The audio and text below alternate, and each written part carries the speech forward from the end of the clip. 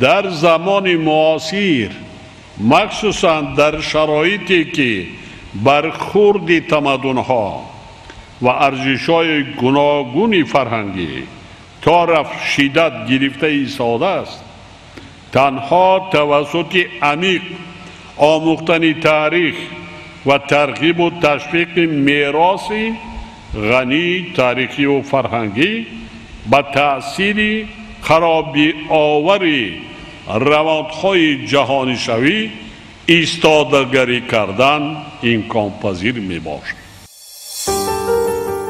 تاریخ قدیمی خلق تاجیک و میراث گرانبهای مادی و معنوی گذشتگان از جمله یادگاری‌های تاریخی بزرگترین مکتب خودشناسی برای هر یک فرد جامعه، مخصوصاً نورسان و جوانان است. طبق سرچشمه‌های تاریخی، ملت تمدن‌ساز تاجیک در مسئله‌های معماری و آبادکاری و شهرسازی و شهرداری سابقه بیش از 6000 ساله داشته، در تاریخ تمدن و فرهنگ بشری نقش ماندگار گذاشته است. خوشبختانه استقلال و آزادی برای ما امکانیت فراهم آورد که جهت احیا نمودن و معرفی کردن تاریخ بای و رنگین ملت باستانی خود اقدامات شایسته را عملی نماییم، عنعنه‌های نیک اجدادی را ادامه داده به اهل بشر اثبات سازیم که ما ملت تمدن ساز و صاحب فرهنگ، شهردار و شهرساز، صاحب دیوان و صاحب قلم، صاحب کتاب و صاحب معرفت و همیشه سازنده و بنیادکار بودیم و امروز نیز هستیم. بیننده عزیز، نام فیلم از خود درک داده ایستاده است که ما در این فیلم مستند درباره قلعه خوجند، تاریخ و احیا و تجدید گشتن آن سخن می‌کنیم.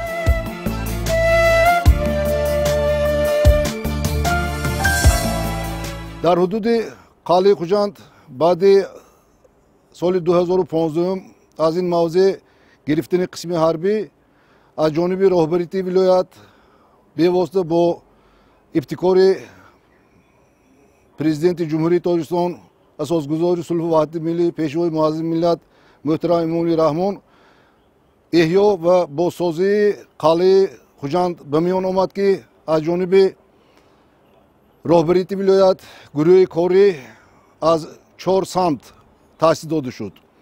یکی از سمت‌ها این سمت از جهت علمی اساسنام کردن لایحه آماده‌گشته احیا و برقرارکنی قلعه خوجند به حساب می‌رفت و پیش از همه برای ماندن کارهای حفریاتی در قلعه خوجند، معین نمایی باقی مانده‌های انشاءات‌های کشک حاکم نشین و دوام سال‌های 2019-2022 از جانب باستانشناسان و عالمان و دانشمندان دانشگاه دولتی خوجند و کارمندان آثارخانه تاریخی ولایت کارهای حفریاتی در این موضوع گذرانده شده.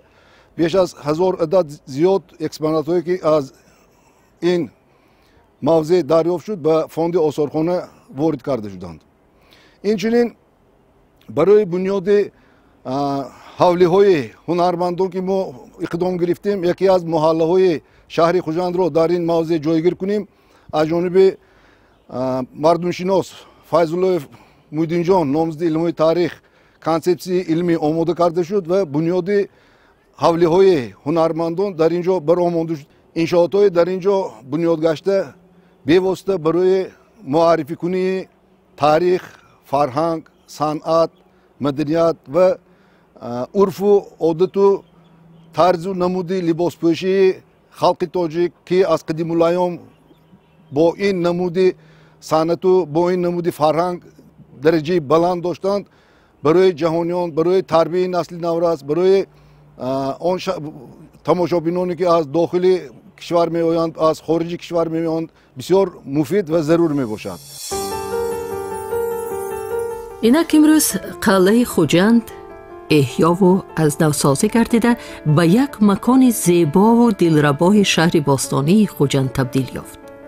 تدبیرهای مربوط به احیا و برقرارسازی قلعه خوجند در جای تاریخی این میراث گرانبهای باستانی خلق تاجیک با ابتکار و هدایت بی‌واسطه‌ای президенти ҷумҳурии тоҷикистон муҳтарам эмомалӣ раҳмон дар давоми 6 сол бо сатҳу сифати баланд амалӣ гардиданд. ҳанӯз моҳи марти соли 2018 раиси вилояти суғд раҷаббой аҳмадзода аз қалъаи хуҷанд дида намуда барои оғоз кардани корҳои сохтмониву азнавсозии қалъа бо нигоҳ доштани тамоми арзишҳои таърихии ин макони кӯҳан ва ҷавобгӯ ба талаботи замон анҷом додани корҳои сохтмониву таҷдид ба масъулин дастуру супоришҳо дода буд ва шурӯъ аз ҳамон давра корҳо дар қалъаи хуҷанд оғоз гардиданд. масоҳати умумии иншооти бунёдёфтаю барқароргаштаи қалъаи хуҷанд беш аз 6 гектарро ташкил медиҳад. қалъаи хуҷанд ба ҳайси истеҳкоми боэътимод ки таърихи 3000 сола дорад, бо маблағгузории мақомоти иҷроияи ҳокимияти давлатии вилояти суғд эҳьё ва барқарор карда шуд.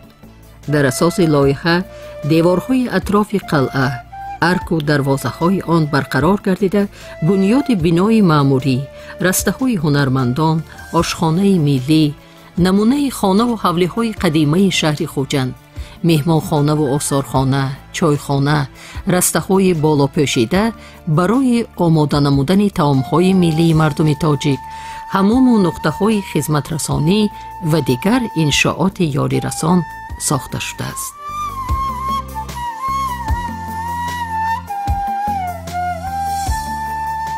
салом бинандагони гиромӣ, мо гурӯҳи эҷодии телевизиони вилояти суғд тасмим гирифтем дар бораи таърихи қалъаи хуҷанд, корҳои сохтмониву таҷдид кардашудаи ин макони қадима филми мустанаде бо номи қалъаи хуҷанд, муаррифгари шаҳри кӯҳанбунёд омода ва пешкаши шумо гардонем.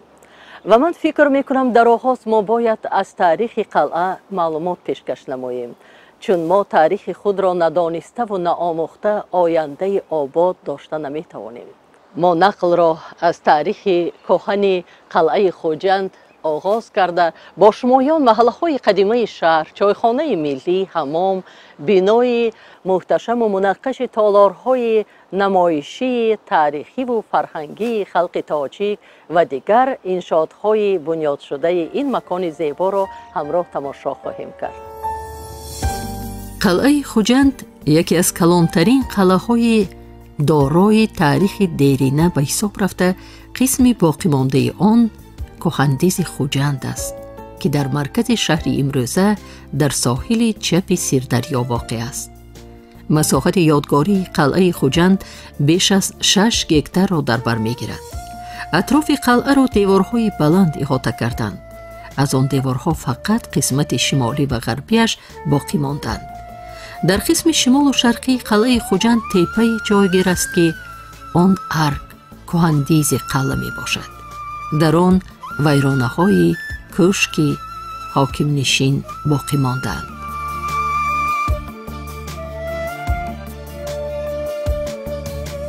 мо ҳозир дар нуқтаи аз ҳама баландтарини қалъа ҷойгир ҳастем. ин арк яъне ҷои ҳокимнишин аст ва дар ин болои қалъа мо боқимондаҳои қасри ҳокимнишин ҳафр намудем. маълум гардид ки дар асри 19 дар ин теппагӣ баландӣ ҳокими шаҳр қасри худро бунёд кардааст ва бо дарбори худ дар ин ҷо зиндагонӣ мекардааст. маълум шуд ки дар ин қаср тахминан 12 ҳуҷраҳои хурду калон, ҷои қабули меҳмонон, масҷиди хурди дохилӣ, амборхонаҳо ҷойгир будааст. қисми аз ин ҳуҷраҳои хоҷагӣ аз тарафи бостоншиносон ҳафр шуд ва аз ин ҷо бисёр зарфҳои гуногуни сафолин, шишагин, фулузӣ ёфт шуд. аз он ҷумла тангаҳои асри 19 даври ҳукмронии ҳокимони беку хонҳои хуҷанд ёфт шуд. ғайр аз ин дар ин ҷо дигар биноҳои ёрирасон, ҳуҷраҳои хоҷагӣ, ҷои зисти горди хон будааст ва ин қисми шаҳр ҳам ҳафр шудааст. این قلعه در عصرهای هفتم پیش از میلاد بنیاد گردیده تا عصر 19 وجود داشت. قصر حاکم یک بینوی باحشمت بوده است. یک چند درآمد داشت و درآمد اساسی از طرف غرب بود و یک چند زینه داشت. معلوم گشت که هر یک حجره تعینات خود داشت. مثلا من این حجره کلان این برای قبول مهمانان نماینده های دیگر شهرهای همسایه بکیگری ها بوده است و این خانه خیلی خوب آرا داده شده بود. در اطراف این خانه دیگر حجره های دیگر تعینات جاگیر بودند. داخل حجره با چوب های کندکاری شده آرا داده شده بود. غیر از این گچکاری هم اینجا بود و آرایش خانه نشان میدهد که در حقیقت استاهای محلی در اینجا بسیار خوب کار کردند و نمونه های همین بازیافت ها را، نمونه های آرایشات را در آثارخانه دیدن ممکن، چون که بعد از حفر آن ما همه این بازیافت ها را به آثارخانه سپاریدیم و حاضر در تالارهای آثارخانه باقی مانده های همین آرایشات گچی، کندکاری دیدن ممکن است. غیر از این در این بینوی با حشمت تالارهای کلان و دالانهای دراز و وسیع بوده است که آنها نیز خیلی خوب آرا داده شده بود. در نتیجه حفریات باستانشناسی از قلعه خوجند بازیافت‌های نادری دوره‌های پرافتخار تاریخ خلق تاجیک، هخامنشیان، سلوکیان، یونان و باختر، هیتالیان، سامانیان و مانند اینها به دست آمدند. زیر ارک عصر میانگی قبط‌های قدیم حفر شدند. مثلا در اینجا در چقوری 3 متر یک قسمی آشخانه عصری 6-5 پیش از میلاد، یعنی دوره حکمرانی هخامنشیان یافت شده است و در این قسمی حفر شده 2 خومی کلان، خومای خواجگی، آشتان و باقی مانده های دیگی سیاه شده یافت شد. از این ما به خلاصه آمدیم که این آشخانه دوره هخامنشیان بوده است و غیر از این در اطراف خوم ها باقی مانده و همین قسم های ظرف های گوناگون سفالی هم یافت شد که درباره همین سنه قبط یافت شده شهادت میدهند و ما خیلی خرسند هستیم که در همین جا یک قبط خیلی خوبی دوره هخامنشیان یعنی عصرهای 6-5 تا میلاد یافت شده است و این هم یک دستاورد خیلی کلان باستانشناسی تاجیک به حساب می رود.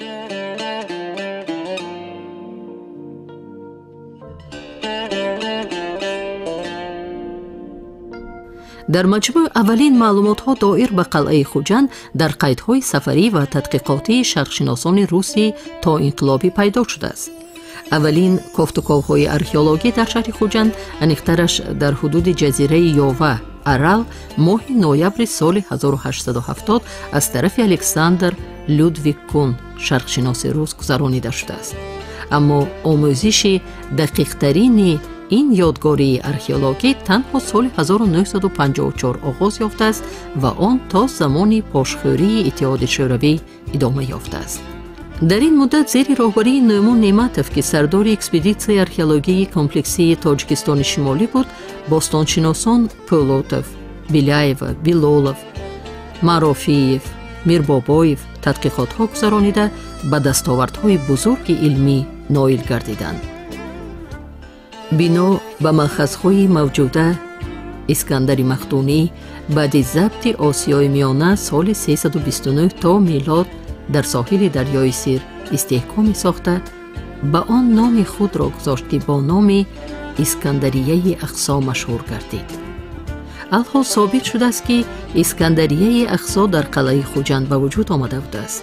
سپس با گذشت ایام در داخل قلعه چندین انشاءات موافق به طلبات همان دور و زمان بنیاد کرده شده است. در تاریخ خود شهر خوجند پی در پی به حمله های اجنبیان دچار شده است. طوری گفته می شود سالهای 721 722 عرب ها به خوجند هجوم کرده یراقهای دیوارچکن منجنیق را کار فرموده باشند هم از جانب خوجندی ها شکست خوردند. قلعه عصر میانگی خوجند آن وقتها مستحکمترین به شمار می رفت. هنگام هجوم چنگیزخان سالهای 1210-1220 برای محاصره شهر 25,000 قرشون 50,000 اسکران اهالی آسیای میانه از حساب اسیران فرستاده شدند. صحیفه دیگر درخشان در تاریخ مبارزه آزادیخواهانه خلق تاجیک این مدافع قهرمانانه قلعه خوجند و جزیره در دریای سیر با رهبری تیمورملیک به حساب می رود. در نتیجه ضبطکاری مغول‌ها قلعه خوجند ویران کرده شد.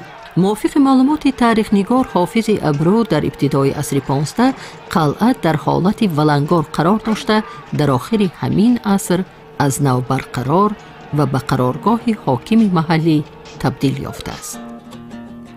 در ابتدای عصر 18 با تشبث حاکم همان دوره شهر آقبوتبک خوجند با حدود نوش با دیوارهای پاخسگین غوث احاطه کرده شد که جزهای فورتیفیکاسیونی زمانوی، پراپیت و ولگنگ، برج‌های مدور و راست کننده، دروازه‌های استحکامدار، خندق‌های بیرونی خیلی مستحکم گردید.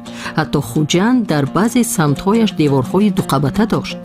در همان وقت کهندیز داخلی شهر نیز از نو تعمیر شده دیوارهای پیشینه با قبت‌های پاخسگین نو روی بست کرده شدند و در ارک کهندیز قصر نوی حاکم بنیاد گردید. در قدیم قلعه‌سازی خیلی رواج یافته بود و استادهای خوجند در این کار خیلی ماهر بودند. دیوارها اساساً از خشت خام و پخته ساخته میشد.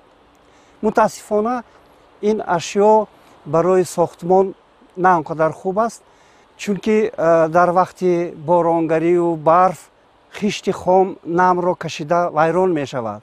برای پیشگیری ویران شوی دیوار استادهای خوجند به دیوار چوب می ماندند.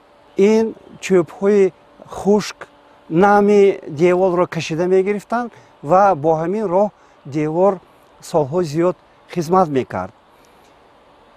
اما بناهای مهم، بناهای دارای اهمیت کلان با خشت خام ساخته می شد و این گونه انشاءات ها سالهای زیاد خدمت می کردند.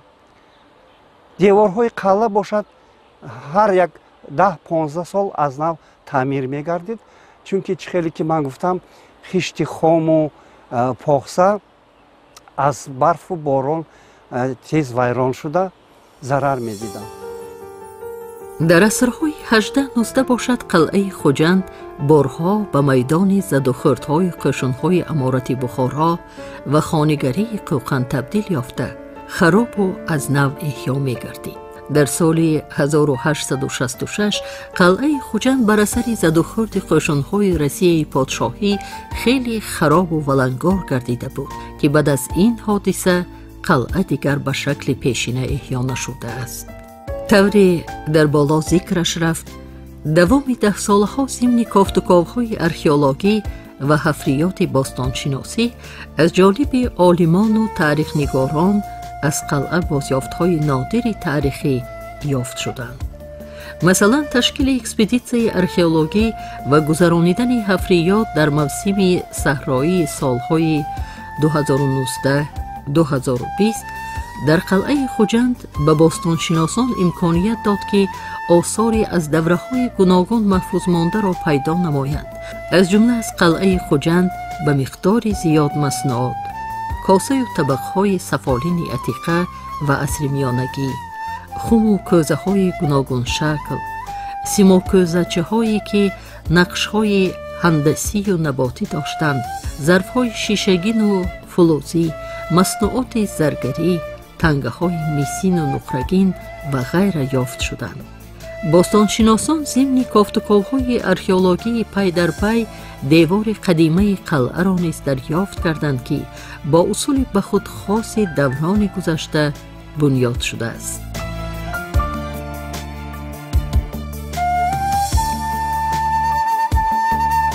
در این موضوع ما یک قسم دیوار قدیمترین قلعه خوجند را آشکار کردیم و معلوم گشت که در اینجا دیوار قلعه از خشت خامی کلان ساخته شده است.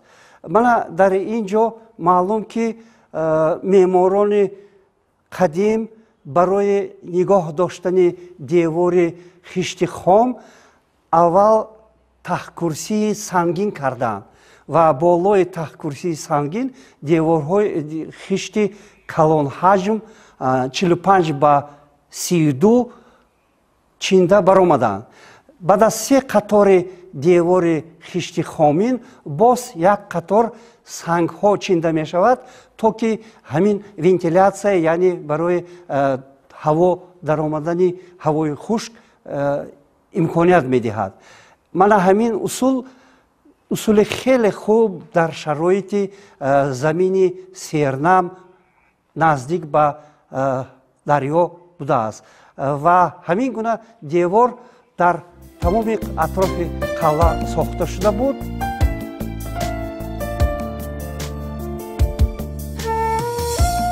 نبیجان رحیمов باز میگوید که برای مستحکم شدن دیوار و از نمیها نگاه داشتن آن نیز متخصصان همان دوره از سنگ‌ها استفاده می‌بردند و در پایان دیوار سنگ‌های بسیار می‌گذاشتند. برای نگاه داشتن دیوار در پهلوی همین تخکرسی یک قطار سنگ‌های کلان می‌چیندند. من خیلی که می‌بینید این سنگ‌ها برای مستحکم کردن دیوار میباشد و غیر از این من این یک قطار سنگ هایی که در تخکرسی چینده شده است دیوار را از نمی نگاه می داشت و دیوار سالهای زیاد خدمت می کرده است. قطار دیگر سنگ ها یک غرمه سنگ هم هست که نشان اون است که اهالی شهر قدیم خوجند شهر 3000 ساله با کشاورزی مشغول بودند. من همین سنگ غرمه سنگ در بالای همین سنگ غله را کوفته ارد میکردند. بعد از استفاده چند ساله سنگ آن را بعد از شکستنش در وقت ساختمان دیوار هم استفاده بردند. این هم یک نشان قدیم بودن دیوار حفر شده می باشد. در بعد بازیافت‌ها مسنوعات کلالی خیلی زیاد است. چون این بازیافت‌ها بر آن دلالت می‌کند که ساکنان خوجند باستان برای نگاه داشتن ذخیره غله و آب خمه‌های بزرگ و خمچه‌ها از گلی به آتش تاب‌آور، دیگ و آبجوش‌های گوناگون حجم و گوناگون شکل، کوزه‌های خوشنما، جام، کاسه، طبق، چراغ سیاه و دیگر اسباب روزگار می‌ساختند. در این قسم قلعه خوجند باستانشناسان یک قسم خانه کلان خوجندی حفر نمودند. در اینجا در چکوری 3 متر یک قسم خانه که در آن غله نگاه می داشتند حفر شده است. در اینجا خوجندیان غله ذخیره می کردند. در یک میدانی نه آنقدر کلان 5 خومی کلان حجم یافت شد که هر ساله با حاصل به دست آمده پر کرده می شد و این در اینجا حاصل هر ساله تا حاصل آینده نگاه داشته می شد. 5 خمای خیلی کلان حجم است. بلندیش تقریبا 1.5 متر، قطرش 1 متر زیاد و هر یک خم تقریبا 500 کیلو غله را به خود می گرفت. در بین سفالات عصرهای 9-19 ظرفهای سیردار خیلی زیادند که این بازیافت‌ها و آثار استحکامی قلعه خوجند از پیشرفت هنرمندی و تجارت، معماری، صنعت و درجه بلند مدنیت مادی شهریان شهادت می‌دهند. از سال 2020 تا این جانب مرحله به مرحله کارهای حفریاتی آموزشی در حدود قلعه خوجند ادامه دارد که در نتیجه کارهای حفریاتی در حدود قلعه خوجند بسیار اکسپونات ها یعنی نگاره های نادر به دست آمدند که امروز در این تالار به معرض تماشا گذاشته شده است. یکی از نادرترین آن این جام سفالین که به عصر 6 پیش از میلاد تعلق دارد و از حدود کشک حاکم نشین قلعه خوجند از شرف رقم 6 دریافت کرده شده است. دیگر اکسپونات نادر این کاسه سفالین است که از حدود میدان قلعه خوجند در سالهای اخیر در رفت کارهای حفریاتی تحقیقاتی به دست آمده است. همچنین در اینجا یک چند نمود دیگر اکسپونات های نادری که هنگام گذراندن کارهای حفریاتی در این منطقه باستانی به دست آمده است و معرض تماشا گذاشته شده است. ما تاجیکان صاحب فرهنگ، مدنیت، تاریخ بای و میراث گرانبها هستیم. دوام 6 سال برای احیای قلعه خوجند کارهای خیلی بزرگ به انجام رسانیده شد. قلعه خوجند با دستور و سپارش‌های پیشوای ملت بنیاد گردید. سال 2018 از جانب مقامات اجرایی حاکمیت دولتی ولایت سوخت برای از نوسازی و احیای قلعه مبلغ‌های معین جدا کرده شده با راهبری رئیس ولایت سوخت رجب بای احمدزاده کارها در این سمت آغاز گردیدند. در بایگانی تلویزیون ولایت سوخت نوارهای بسیاری داریم که رفت کارهای ساختمانی و از نوسازی قلعه ثبت شدند. از تماشای این نوارها به خلاصه آمدن ممکن است که هر یک نفر مسئول کارهای ساختمانی از کارگر قطاری آغاز کرده تا راهبران با دست و دل و نیت نیک و حسیات ملی فعالیت می‌کردند. با گذشت 1000 سالها ملت تاجیک در راه پرشیب و فراز تاریخ و آزمایش‌های سخت و سنگین طی نموده‌اش دستاوردهای فرهنگ اصیل، هویت ملی، زبان ناب مادری و علم و ادبیات عالمگیرش را حفظ نموده به نسل‌های امروز میراث گذاشته است. استقلال دولتی برای باز هم ادامه بخشیدن فرهنگ و آیین‌های ملی و احیای عنعنه‌های مردمی زمینه واقعی را فراهم ساخت. در زمان برخورد فرهنگ‌ها و سنت‌ها تنها رجوع به تاریخ، احیا و رشد دادن آن برای بقای ملت باعث خواهد گشت. تجدید و از نوسازی قلعه خوجند نیز این گفته‌ها را تقویت می‌بخشد. هنوز چند سال قبل این مکان یک جای ناآبادی را می‌ماند. در دایره دستگیری‌های دولتی، رشد و نمو بخشیدن به ساحه سیاحی و هنرهای مردمی برای بنیاد و تجدید و از نوسازی قلعه خوجند زمینه واقعی به میان آمد و دوام 6 سال قلعه خوجند و گرد و اطراف آن به یکی از موضع‌های زیباترین شهر تبدیل یافت. تمام کارها در قلعه خوجند با توصیه و پیشنهادهای باستانشناسان، مورخان و عالمان و متخصصان ساحه تجدید کرده شده است. از جمله برای احیای قلعه خوجند دکتر علم‌های تاریخ نبیجان رحیمов، نامزد علم‌های تاریخ و باستانشناس محیدین فیض‌الله‌یف، آمر کل مؤسسه دولتی مجمع فرهنگی و تاریخی قلعه خوجند ابراهیم ابراهیمov، دیرکتور آثارخانه تاریخی ولایت سوخت منصور بای معطف، مدیر شعبه تاریخ این مجمع فرهنگی و تاریخی مطربه محمدجانова و دیگران بسان نظر رسمی باشد. بعد همه طرفه آموخته برآمدن لایحه‌های از جانب شرکت‌های ساختمانی و لایحه کشی پیشنهاد گردیده، لایحه نماینده فیلیال جمعیت سهامی کشاده پژوهشگاه علمی لایحه کشی سنیاسب در شهر خوجند منصور ایشانov قبول و در اساس همین لایحه قلعه خوجند بنیاد و از نوسازی گردید.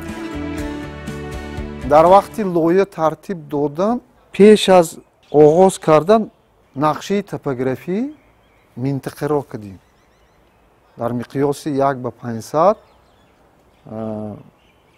همین چند قدر امجان زمین باشده که حجم عمومی 16 گکتار شد. چونکه باغی کمال خوجندی هم ما همیشه پیوست کردیم، بیرینانگی راه ها کردیم و برای فهمیدن زیر زمینی چی کار شدگیشه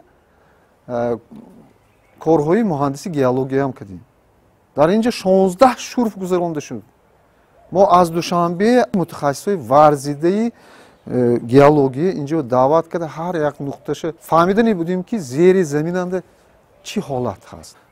دو وریانتی ما کردگی باشیم بغیر از ما با 2 نفر لایه کردگی بودن و خرسنده آور است که وریانتی مویه انتخاب کرده قبول کرده گفتن که همین کار را انجام میتونن.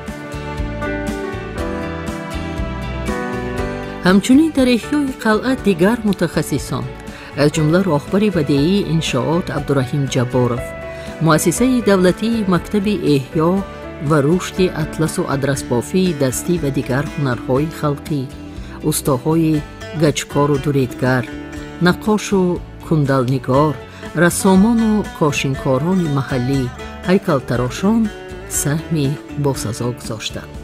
در مجموع برای ساختمان و از نوسازی انشاءات 18 شرکت ساختمانی جلب شده، همروزه بیش از 350 نفر ساختمانچی و 100 نفر هنرمند از جمله 35 نفر هنرمند از شهرهای سمرقند و فرغانه جمهوری ازبکستان زحمت کشیدند.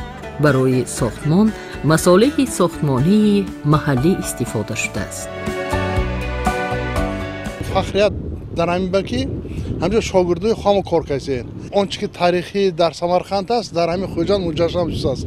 این هم یک سببی همون دوستی مابین ازبکستان و تاجیکستان که کدام وقتی که سرحدها کشیده شد رفت آمد بسیار شد، آدم آزاد رفت آمد میکند. ما بسیار خرسند که با کوشش و حرکت‌های زحمت‌های سردارای هر دو دولت سرحدها کشیده شد و رفت آمدها بسیار شد. من همین کارهای صنعت و بسیار انکشاف یافته است.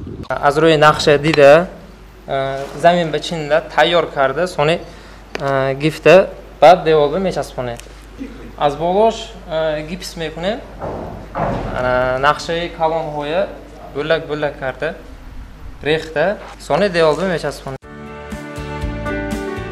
مبلغ‌های ضروری برای انجام دادن کارهای ساختمانی از جانب مقامات اجرایی حاکمیت دولتی ولایت جدا گردیده، پودرچی آن اداره ساختمان اساسی ولایت می باشد و تمام کارها با راهبری و زیر نظارت رئیس ولایت رجب‌بای احمدزاده در سطح بلند با رعایت تمام ارزش‌های تاریخی و جوابگو به طلبات زمانه انجام داده شدند.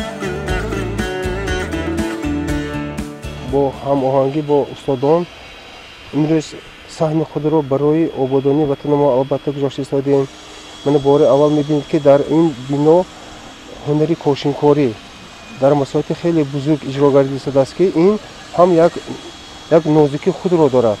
اگر ما به تاریخ نگاه کنیم بسیار بناها انشاءات‌ها یا بناها را با یک نمود کاشین چخیلی که میگن با نقش‌های اسلامی یا با نقش‌های گیومتری گره اجرا میکنن. در اینجا باشد ما آموخته شوی همین 3-4 نقشه ها رو دیده برآمده در اینجا ما آن را نشان داده ایستادیم.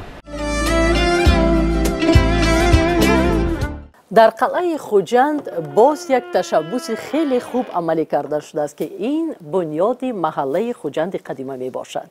خانه و حوله ها اساساً به طبقه کارگر، تاجر و هنرمند و دیگر قشر جامعه مدنی شهر تعلق داشته، احیا و بنیاد آن امکان فراهم می آورد که عنعنه های قدیمه شهرنشینی در خوجند به جهانیان معرفی کرده شود. ما در ادامه به شمایان خانه های قدیمه نمونوی خوجند شهر که در اینجا 8 خانه بنیاد شده است نمایش میدیم. رفتیم. بنا به قید عالمان خوجند عصر میانگی به محل‌ها تقسیم می شد و آن واحدی معموری، خواجگی، جماعه همسایگی به حساب می رفت و محله را سرداری انتخاب شده رئیس ایلیک باشی اداره می کرد. محله ها در ساختار شهر فیودالی از یک چند عناصر عبارت بودند: بناهای استقامتی و خواجگی، قطعه های زمین باغات و کارم، درختزارها، منبع های آب، جوی، چاه، حوض و هاکذا. در این حدود 6 گکتری که در اینجا موجود است قرار کردیم چیها را ما برقرار کرده میتونیم. فکرها گوناگون شدن. ما باید در شهر یگان محله را گرفتیم که در آنجا گذر هست و یک چند گذرها را پیشنهاد کردم که آنها را باید ما نوار بگیریم. اول نوار بگرفته ایستاده یگان ته همون عیناً همینجا خانه هاش برقرار کنیم و چیزی که نباشد هم طرح محله. لیکن حسب آن که محله ها در اینجا همگی 8 بنا هست، حولی هست خلاص. 8 حولی بسیار می شدن در محله.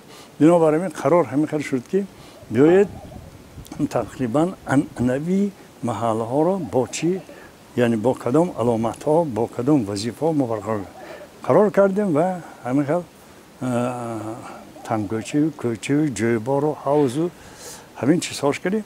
8 بنایی که حولی است، یعنی یک خانگی است، همین بنیاد کردیم. محله ها را کوچه ها، تنگوچه ها، چقرها تشکیل می دهند و این راه ها علاقه بین همه ساکنان محله به شمار می رفت. از این رو تاریخاً بین محله های در همسایگی بوده همکاری خواجگی اجتماعی موجود بود.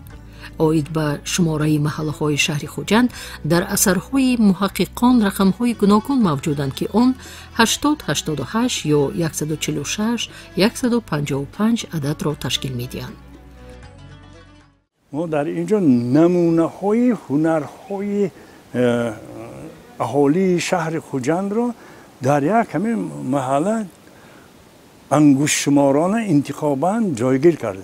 حال آنکه در شهر خوجند تحقیقاتچیان از جمله میر بابایف، نظیر جان آرشیل ترسونوف قید کردند تنها 26 محله شهر خوجند در آخر عصر 19 تا انقلاب اکتبر 26 محله پر یک هنرمندی و مشغول بودند. 29 محله دیگر با های گوناگون آمیخته، هنرهای آمیخته و دیگر باقی مانده محله ها که نام های توپونیمی داشتن، جغرافی مثلا شرشره، نام های اجتماعی طبقوی داشتن، اشانا و غیره ها کذا. بنابراین ما یک خانه بای را هم در اینجا نمایش دادیم که در آنجا همین یک درختی کهنه ترین همین موضع باقی گذاشتیم که همین نشانه باشد که در همون قلعه هم شاید طبیعت وجود داشتن که یعنی طبیعی همه درختای میوه‌دار و غیره ها شنونده شده. محققان میگویند که پیش از ساختن خانه جای انتخاب آن در حولی موافق عنعنه‌های سنتی ملی و پس موقعی لندشافتی، جغرافی و امکانیت قلعه حدودی به اعتبار گرفته میشد. حجم خانه‌های استقامتی 5 7 9 11 چوبه ساخته میشدند. پای دیوار خانه با سنگ‌های سوی یا طبیعی از 1 تا 3 قطار بالای هم چیده میشدند. پس از چیدن قطار یکمی سنگ به آن بریا یا قیاق یک نمود قیمش پهن کرده همین طور 3 قبط را تیار میکردند. پس از آن از چوب درخت عادتاً ارچه، توت، زردالو، چارمغز، قراقاج، غوله چوب چارتراش را بالای سنگ ها میگذاشتند. کنچهای چوب چارتراش با هم با آهن، گلمیخ، کامه ها پیوست می شدند. خانه ها عادتاً از سحن حولی بالاتر ساخته می شدند که از زه، نمی، ایمن بمانند. زیرا از هر یک حولی جوی آب و بارشات روان شده به دیگر حولی ها و آخر جوی اساسی کوچه های محله برآمده می رفت. از سبب در منطقه وادی آسیای میانه قبط تهنشین خاک زرد خیلی زیاد بود، آن برای ساختمانچی مواد عادی ترین و قلعه به حساب می رفت و برای گرمی نگهداری و گرمی نگذاری بهترین واسطه بود. خاک را از داخل حدود حولی می گرفتند و آن گل را کلوله، خشت خام، پخسه، گل می نمودند که آن را کارگری لایچی، لایگر و استای خانه‌ساز دیوار بردار معین می‌کردند. شخصان دارای امکانیت وسیع داشته با خشت پخته خانه بنیاد می‌کردند. در قلعه بنیاد نمونه خانه و حولی‌های قدیمی شهر خوجند اساساً با مصلحت و توصیه اتنوگراف‌ها عملی کرده شد. این خانه‌ها پوره با مواد طبیعی از جمله لای و گیل و چوب ساخته شده دروازه، ستون و سقف منزل‌های قدیمه کنده‌کاری شدند و عمل‌های نقش و نگار را اساساً رسامان صاحب تجربه اجرا نمودند. در این محله قدیمه استفاده ثمرناک و عاقلانه زمین‌های نزد حولگی نیز نمونه عبرت و قابل ستایش است. اتنوگراف‌ها به آن نظرند که این حولی و خانه‌ها طرز حیات، روزگارداری و فراتر از آن سنت و عنعنه‌های سکونتی مردم شهر را در دوره‌های تاریخی انعکاس می‌نمایند و عملی نمودن این اقدام مذکور در تشکل صنعت ملی معماری خلق تاجیک که جهانیان اعتراف کردند نقش بارز دارد. از این پس در این 8 حولی قدیمه که مساحت هر کدام آن 600 یک زمین را در بر می‌گیرد و هر یک حولی معرف کننده تاریخ عصرهای 15-16 می باشد، هنرمندان به خطاطی، کندلنگاری، رسامی، نقاشی، قالین بافی، ادرس بافی، سوزن دوزی، دوریدگری، دوزندگی، سنگ تراشی، آهنگری و کلالگری مشغول می شوند.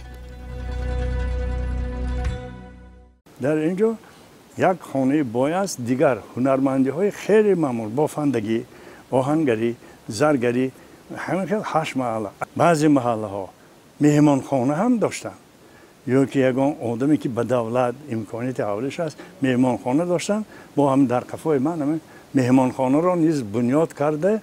در اینجا لبش حوض ماندیم که مهمانان محله جایی که به حولی من حولی شما مهمانی سرارید نیست در این مهمان خانه میستند و اون محله که حقیقتاً ما آن را با صنعتی بلندی و چی صنعتکاران، کنده‌کاران و ساختمانچیان و نقاشان و همه ها بنیاد کردیم. آنها از همون گویم شاهکاری های اثرهای هم تاجیکا میان آب حوضه سیردریا گرفته شده است. محله نقشونگاری دیگر جا قریب که نه، آنها خصوصیت خاصی محلی دارند. ما گفته میتونیم که این همین میان آب حوزه کنده‌کاری چوب نقشونگار از آن همین محل است. از این رو من حتی گفتم که ما باید آن چیزی که بنیاد میکنیم خصوصیت خاصی محلی داشته باشیم. حولی‌های قدیمی ناحیه‌های شمال تاجیکستان به خود خصوصیت‌های خاص داشتند.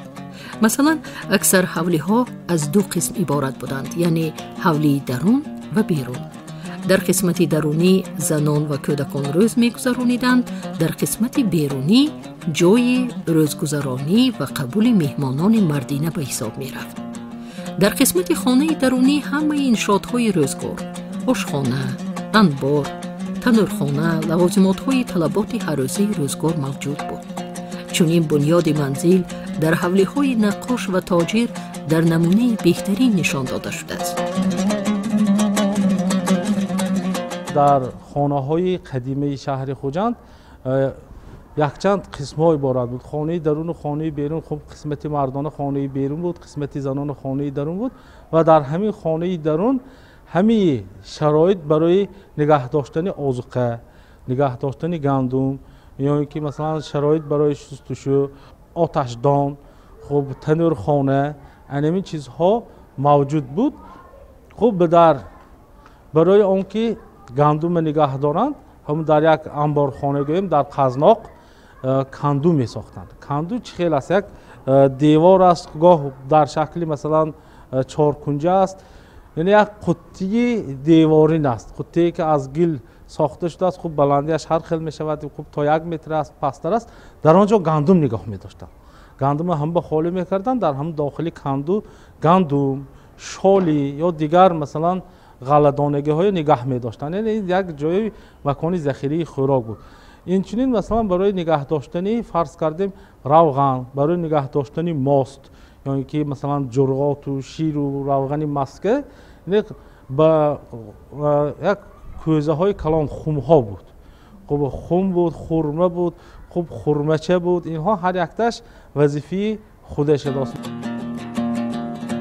همچنین تجربه دیگری که در خانه های قدیمه وجود داشت، این قریب تمام خانه ها با دهلیز، یعنی درآمدگاه، مدخل خردی که از آن به خانه کلان می درآیند و آن بعضا خانه را با ایوان پیوند می کرد، بنیاد می افتاد. دهلیزها حتما موری داشتند که دودی آتشدان به واسطه آن به بیرون می برآمد و موری از بام خانه 40-90 سانتی متر بلند برداشته می شد. موری در فصل سرما همچنین برای گرم کردن خانه نیز استفاده می شد و در قفای آن حتما صندلی وجود داشت که گرمی هم از صندلی و هم از دیوار به وجود آمده برای گذرانیدن فصل زمستان خیلی مساعدت می کرد. خود حجره های بینیم داخل خانه و داریم، یعنی از گچ تاقها ساخته می شد. خب استاها مخصوص همین گچ کاری میکردن، تاقچه های گذاشت میماندن. خب همین چیزی که باید مثلا درباره همین داخلی تاقها باشد، درباره همین تاقچه ها مانده شود، خب برای خانه خواب دیگر چیز بود. خب خانه خواب که اونجا وقتی استراحت و فراغت است اونجا تنبور میگذاشتند، کتاب میگذاشتند، خب ظرف های ضروریه. یا اینکه در مهمانخانه البته دیگر چیزها بود که کاسه و طبقی که مثلا برای مهمان در کار است، چون در درون خانه موری بود. همون در نزد موری، همون در موری آتشدان بود، در همونجا خوراک میپختند و از همونجا طبقه میگرفتند به مهمان خوراک میکشیدند، خوراک گرم. یعنی هر یک خانه، یعنی در داخلی خانه هایی که در داخلی حولی است برای یک وظیفه معین استفاده میشد و آن را نگاهبین میکردند. مهم از همه مهمترین چیز این فرهنگ نگاه داشتن آزادگی داخل خانه بود. هر یک عنصر خانه های بنیاد یافته نه تنها برای سیاح خارجی بلکه برای نسل نورس و جوان، حتی برای کلانسالان نیز امروز منبع آموزش بوده میتواند. مثلا هنگامی گشت و گذار در داخل این شهرک مشاهده کردن ممکن است که دروازه خانه های قدیمه دو درکوب دارد. تنها همین عامل از فرهنگ بای و باخرت داشتن تاجیکان درک می‌دهد. زیرا سبب در آن است که یکیش برای مردان و دیگرش برای زنان می باشد. چون در گذشته اگر به خانه مهمان مرد آید حلقه مردانه را می زد.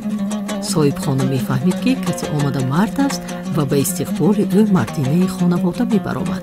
اگر زن باشد در کوبی زنانه را تق تق می کرد و به استقبال مهمان زن می برآمد.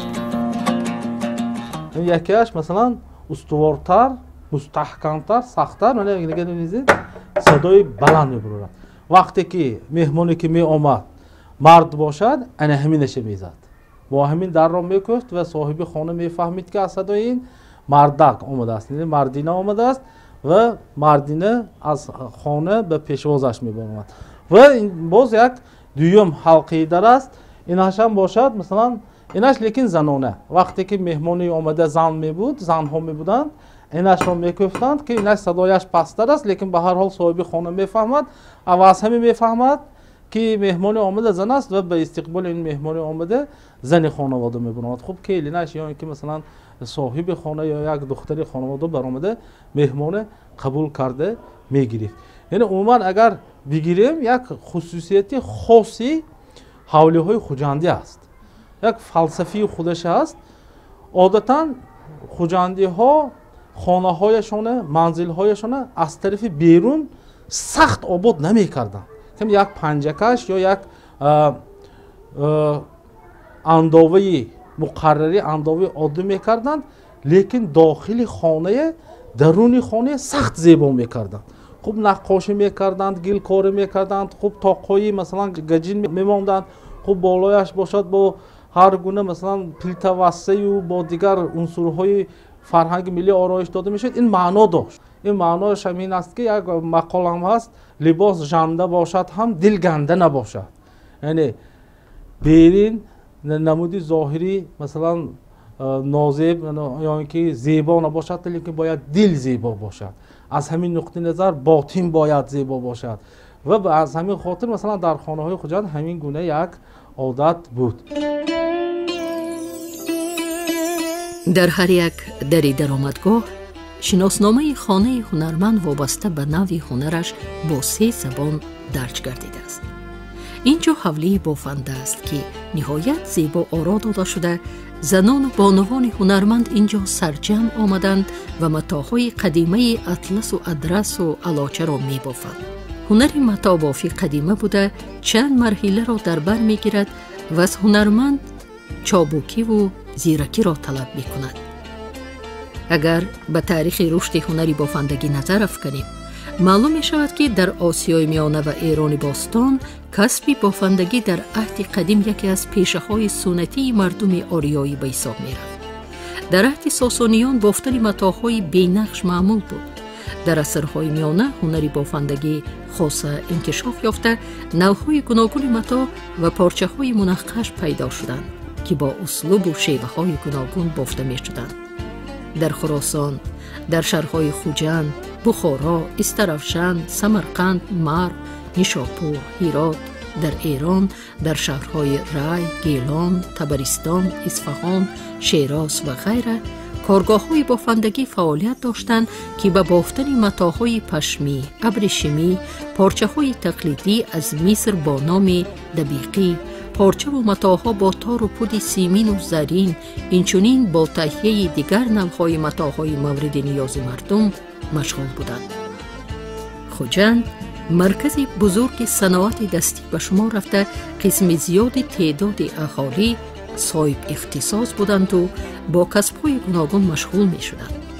дар миёнаи асри 19 миқдори соҳаҳои саноати ҳунармандию косибӣ ба беш аз 100 адад расид. танҳо таҳияи нахҳои ресмон, абрешим, тибит, пиллакашӣ, пахтакашӣ, ресмонресӣ, оҳардиҳӣ, ишқордиҳӣ то пардозу ороиши матоъҳо, газворҳо ба 20 соҳаи тахассусӣ тақсим шуда буд. дар ин ҳавлии намунавӣ бошад, адрасбофону атласбофон матоъро аз зинаи аввал, яъне рангубор кардани матоъ, сипас абрбандиву ба дӯкон кашидан ва бофтани онро иҷро мекунанд. ҳар як намуди кор дар матоъбофӣ мутахассиси худро дорад, яъне ин ҷо то зинаи ниҳоӣ маҳсулот истеҳсол мешавад. чихел ки мебинед хеле маҳсулоти рангубораш, обу рангаш зеб аст, шинам аст барои ҷавондухтарону ҷавонзанҳо. бисёр мехостам ки занҳои бонувони зебои тоҷикӣ мо чунин матоъҳоро, чунин адрасҳоро ба бар кунанд, чунки аз ҷиҳати экологии матоъҳо тоза мебошанд, аз нахҳои пурсифати пахтагин омода шудаанд. барои ҳавоҳои гарми тоҷикистони мо хеле шинаму мусоид ҳастанд. бинобар ҳамин ҳам мана мо имрӯз тасмим гирифтем ки бештару бештар нусхаҳои навро омода намоем, то ин ки талаботи занони мо ва ҷавобгӯ бошанд.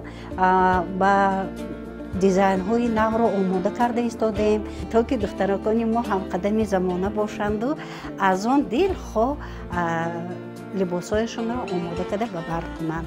ва тарроҳони мо ҳам аз ин матоъҳо бисёр чизҳои хубу шинам омода намуданд ки бо дидани ин либосҳо худам ба ҳайрат меоям ки нахот ҳамин либос маҳсули дасти мо бошад гуфта.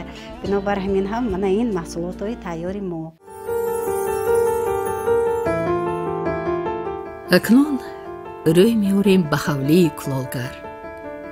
дар қалъаи хуҷанд ҷой додани ҳавлии кулолгар беҳикмат нест, зеро яке аз қадимтарин ва аввалин кашфиёти ҳунарии инсон сафол аст ки он дар натиҷаи ҷустуҷӯҳои таҷрибавӣ ва фаъолияти касбии зиёд барои зарурияти рӯзгор пайдо гардидааст.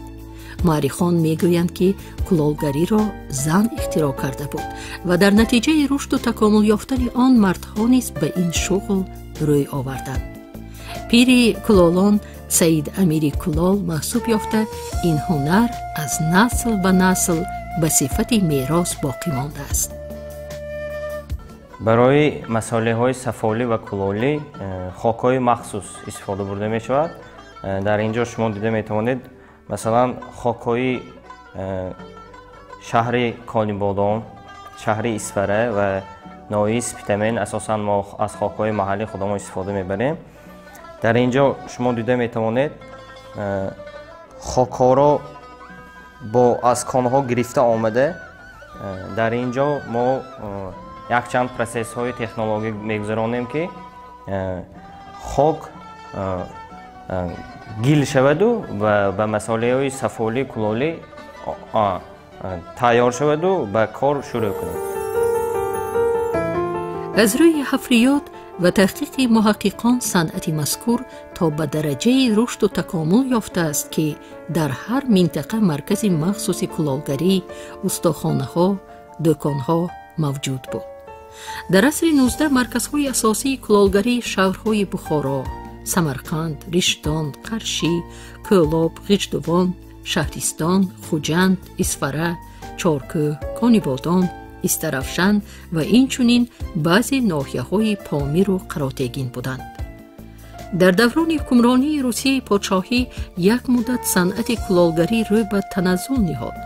زوادهای گاردنر و کوزنیتسوف که به مقدار زیاد ظرفیات صفتش بلند می‌بروردند، دایره محصولات کلاهگری آسیای میانه را علل خصوص استحصال کنندگان ظرفهای سفیدلایی خوجندی را که با نام اصطلاح روسی فاینس معلوم بود تنگ کرد. فقط بعد غلبه انقلاب اکتبر و پایدارشوی حاکمیت شوروی مصنوعات‌های کلاهگری از نو انکشاف یافت. اگر به ساخت حوله کلاهگر نظر افکنیم، آن از دیگر حوله‌های هنرمندان به خود خصوصیت‌های فرق کننده داشت. یعنی کلاهگران حوله‌های خود را با دو آشیانه بنیاد می‌کردند. مقصد از چنین تدبیر از آن عبارت بود که برای پیشبرد کسب کلاهگری مساحت کلان ضرور بود و در خانه عادتاً از 600 یک عبارت بوده برای استحصال محصولات کلاهی امکانیت وجود نداشت و آنها مجبور می شدند که باز یک آشیانه بنیاد کرده در آنجا نیز یک سمت استحصالات را به راه مانند.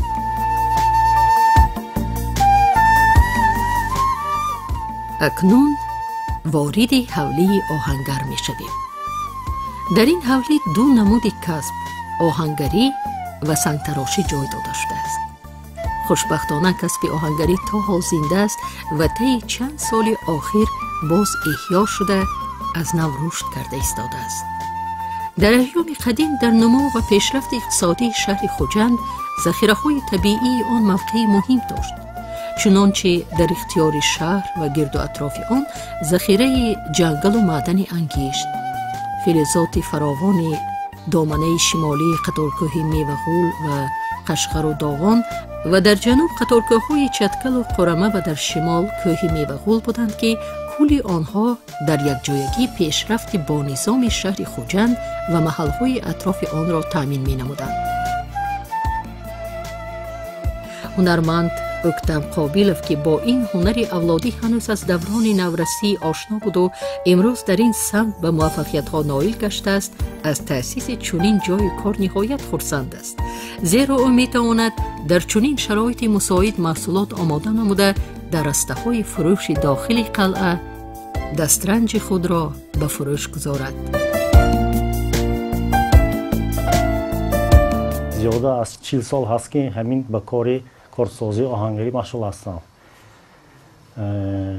5 فرزند خود را به همین کار یاد دادگی کار کرده ایستادند. باز شاگردای 8 شاگرد برادگی همین کارهای ما پیشتر توجه نبود. رحمت که به پیشوای ملت که همین کاری به ما جو کردن، ما رو به شرایط همیروزه بهت شرایط نقص تشکیل کردن. ما باریمون نبود که در وقتای شوری این خیلی کارا نبود. ما در هیجان بودیم. رحمت خود را میگه و رحمت همه هنرمندایی که ما خیلی خرسند هستیم. حاضر ما همین درجه عالی و پیلوت‌های با تست نقص‌تر، با شاخ‌ها، استخوان‌ها، هر خیلی اصول‌های نقش‌های خوشروی‌ترین، زیباترین تیار کرده ایستادیم. سیاحان همین با کارت‌های ملی، با کارت‌هایی که همین شاخ که ما نقشه‌های هر خیلی کنده‌کاری می‌کنیم، هر خیلی اصول همین یک کارت می‌سازیم که دوم دفعه تکرار نمی‌شود. این کار دستگاه یک تا تیار می‌شود. ما در همین حوله محصولات خود را استحصال می‌کنیم و البته استحصال خود را در مغازه‌های همین قلعه خوجند، مغازه ساختن در همانجا براده به فروش میریم و زندگی خود رو به سطح الله میگذارانیم. هر یک محصولاتی که این هنرمند آماده می کند واقعا تکرار نشونده است، زیرا خوب می داند که هنرمند اصیل یک عمل را دوباره اجرا نمی کند و توجه سیاحان نیز به چنین کارهای دستی زیاد است. اگر به ساخت حوله آهنگر نظر افکنیم، آن نیز از روی معلومات‌های تاریخی بنیاد شده است.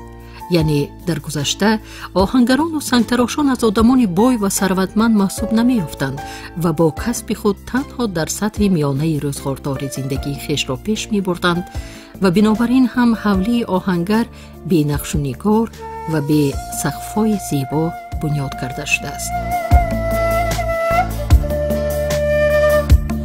نقاشی هنری آفریدن نقش، محصولات ایجادی صنعتکاران خلقی و کسبی، یکی از نوع‌های باستانی صنعت آرایشی و عملی مردم تاجیک به حساب رفته. این صنعت با نفاست خاصه شرقیانه و تاریخ کهن خود از دیگر نوع صنعت فرق می‌کند. برای از بر کردن هنر نقاشی شخص باید تمام نازکی‌های آن را آموخته به این کسب دل بندد. بله، ما در حوله نقاش قرار داریم. نقاشی، نقشه کشی، نقش و نقش و نگار را فرا می‌گیرد. نقش در صنعت تصویری با اصول معین تکراراً ثبت کردن پارچه‌های هندسی و نباتی میباشد. در این نقش اساساً عنصرهای طرح‌ریزی استفاده می‌شوند که این فرقیت اساسی آن از صنعت تصویری عبارت میباشد. برای همین نقش تنها خاص هنر نقاشی به حساب می‌رود. صنعت نقاشی از قدیم در بین استادهای خلقی و کسبی معلوم بوده. نقاشان از نوع‌های گوناگون آن اسلیمی، زنجیره، گیری، لاله مداخل و دیگران وسیع استفاده می‌بردند.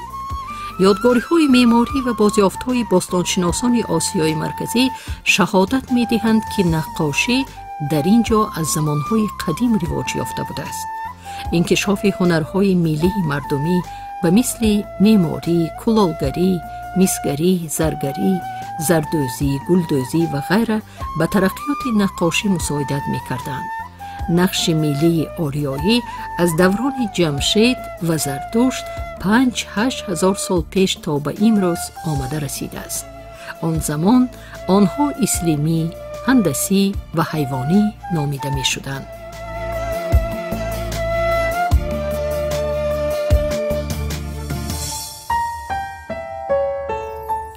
حوله نمونوی نقاش در قلعه خوجند طوری در بالا ذکر نمودیم، با نمونه نشان دادن حوله درونه و بیرونه حوله های قدیمه ساخته شده. برای بنیاد این منزل و تاجیکانه و زیبا آرایش دادن آن هنرمندان نقاشانی با استعداد خوجند شهر خیلی زحمت کشیدند.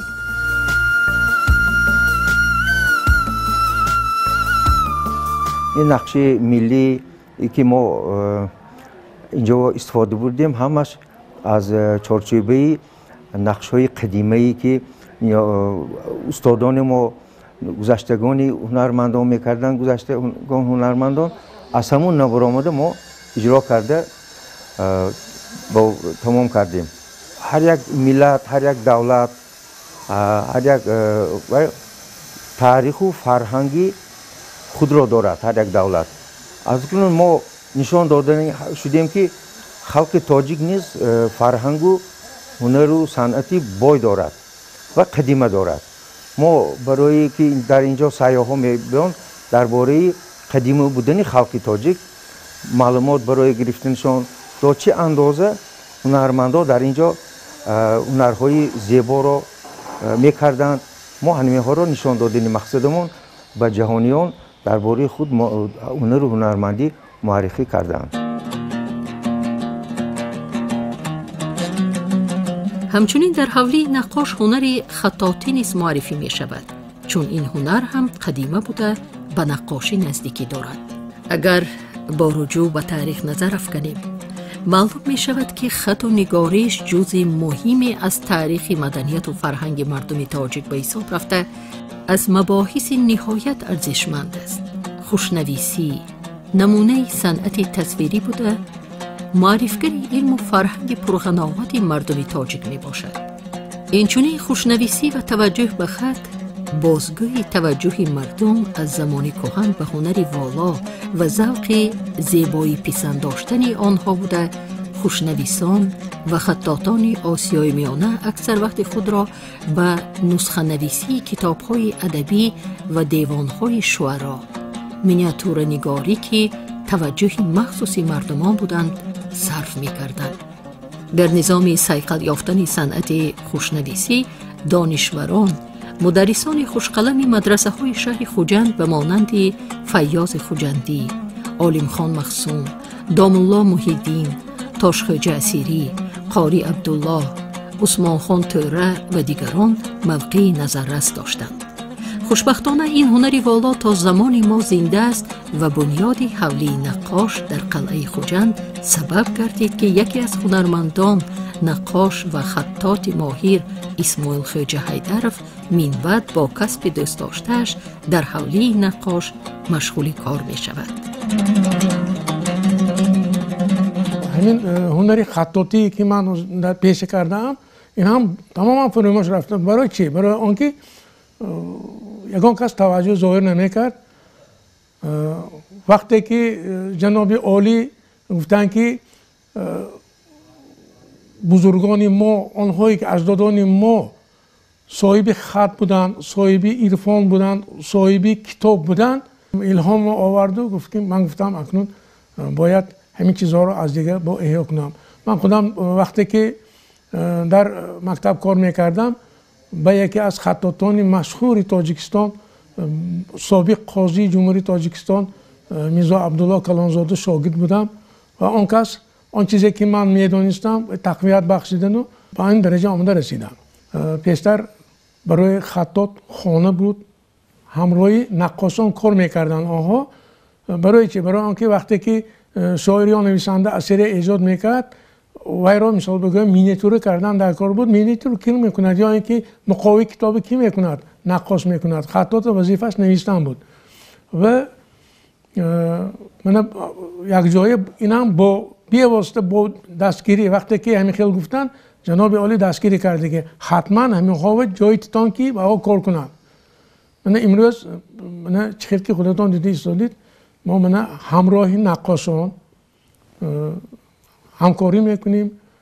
من باوری دارم که آینده سیاحان میبینن همین این کارهایی که ما کرده ایستادیم، خواه مثال بگوییم گلیمباف باشد، خواه کاسب باشد، خواه دوریدگر باشد، خواه آهنگر کارتساز یا خواه مثال کلاگر باشد، هر باری ما همصحبت میشیم فخر میکنن. خیریت همین کار شد و ما روی آب براندیم. در قلعه خوجند حولی تاجر خیلی زیبا و از روی طلبات زمان قدیم بنیاد شده است. بینندگان عزیز، بیایید همراه حولی نمونوی تاجر را تماشا میکنیم. اصلا از قدیم ساکنان خوجند شهر به تجارت و سودا سر و کار داشته، با راه آبی تا بندرگاه کزالینسک باکیمی و با راه کاروانی به شهرهای سمرقند و بخارا، شرق دور و چین، کشورهای قسمی اروپایی، روسیه و غیرها علاقه خوبی تجارتی برپا نموده بودند. از روی معلومات ها تاجران در این منطقه ها دکانهای تجارتی داشته، بیشتر به انتقال خشک میوه، اشیای خام، متاحهای ابریشمی و پختگی، محصولات های پوستی، موینه، مصالح رنگ و بار مشغول بودند. سال 1833 یکی از افسران روسیه با نام دمیزان که از شهر بخارا دیدن نموده بود، در روزنامه خود قید کرده است: یک جزء ابریشم خام که از شهرهای قوقند و خوجند به بازار بخارا انتقال می‌یابد، به پرگی به کابل دسترس می‌گردد. تاجران خوجندی اینچنین در یارمارکه‌های عنعنوی که در شهرهای بزرگ روسیه برگزار می‌شد اشتراک نموده، در آن مال و محصولات خویش را به فروش برآورده، بر عوضش از مال و محصولات در این یارمارکه پیشنهاد گشته خریداری می‌نمودند. از روی معلومات آماری سال 1873 116 نفر تاجران کلان برای خود گرفته شدند که شهریان آنها را دکانشین و طبقه دیگری اهالی را که با تجارت کلان خارجی مشغول بودند کاروان می نامیدند. مال و محصولات از کشور چین نیز به خوجند وارد کرده می شد. نمونه بسیاری اشیای روزگار استحصال چینی که از بین اهالی جمع‌آوری گردیده است در فاند آثارخانه تاریخی ولایت سوخت محفوظ می باشد که گواهی این گفته هاست. از روی معلومات های جمع‌آوری گردیده در شهر خوجند دو کوچه بویان موجود بود. یکی در منطقه چهارشنبه امروز کوچه مقصود جان تنبوری و دیگری در محله خواجه ماهرو. اکثر اهالی شهر در شهر حوله ها داشته باشند هم، اما زمین های کارم و حاصلخیز نیز داشتند که در گرد و اطراف شهر جایگیر بود. آنها را برای رواج و رونق فعالیت تجارتی خود وسیع استفاده می بردند. طوری در بالا ذکرش رفت حوله بای نیز از دو قسم، حوله درون و بیرون عبارت بود. فرقیت آن از دیگر حوله ها در آن بود که بنابر دارا بودن مردم تاجر حوله های آنها با زیبایی و مساحت بیشتر داشتند و با شرایط بهترین زیست و مطابق همان زمانه مهیا بودن فرق می‌کرد که حوله تاجر در قلعه عیناً نسخه حوله تاجر دور قدیمه میباشد. از این سبب در اکثر حالت در قسمت زنانه دو خانه با دهلیز، ایوان یا پیش ایوان، شیپنگ و دیگر خانه‌های یاری رسان موجود بودند. حوله درونی که کاشانه نام می‌بردند از حوله بیرونی با دیوار یا خانه در مابین حوله برای مردان جدا کرده می‌شد. حوله بیرونه اکثر وسیع‌تر و صحنش کلانتر بوده درختان میوه دهنده، پالیز و گلزار داشت. حوله های نیز بودند که برعکس قسم درونی داخلی نسبت به بیرونی وسیع بودند و همه کارهای پالیزی در داخل بودند. در قسمت درآمدی حوله در چارچوبه دروازه میخ کلان کلمیخ کوبیده میشد که آن را برای بستن لجام شتران سواری، اسب یا مرکب استفاده می بردند. در بعضی حوله ها بالاخانه نیز موجود بود که برای قبول مهمانان جنس مردینه کار تعجیلی داشته و یا انبارخانه استفاده می شد بنیاد می گشت. از قسمت بیرونی حوله شفت در درآمد کرسی خرک در دیوار وصل کرده می شد که وظیفه آن مهمان موقتی آمده را به یک لحظه صحبت دعوت کردن بود. در داخل دروازه بالا پشت یا در جای مقرر گشته قسم حوله عرابه مرکب، اسب گذاشته می شد. ساختمان ها در هر دو قسمت حوله در حد سرحدی دیواری به در و تریزه ساخته شده، نمای عمارت به صحن حوله نگرانیده شده، خانه ها عادتاً در شفت همدیگر ساخته می شدند. مساحت خانه ها را با واسطه بالارها معین نموده، فرش خانه ها را عادتاً با کاهگل اندازه کرده در روی آن بوریا انداخته سپس قالین می گستردند.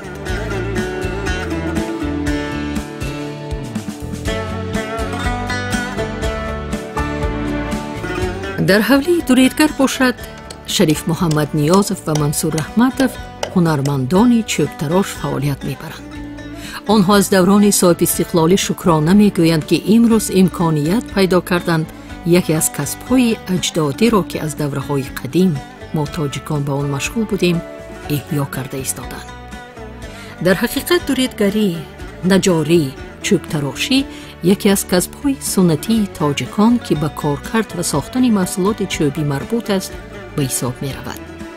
دوریدگری به هنرهای در و تریزه سازی، صندوق سازی، کندکاری، طبق تراشی، گهواره سازی، ساز تراشی، کفش سازی و چند دیگر که با چوب به واسطه سر و کار دارند ارتباط دارد.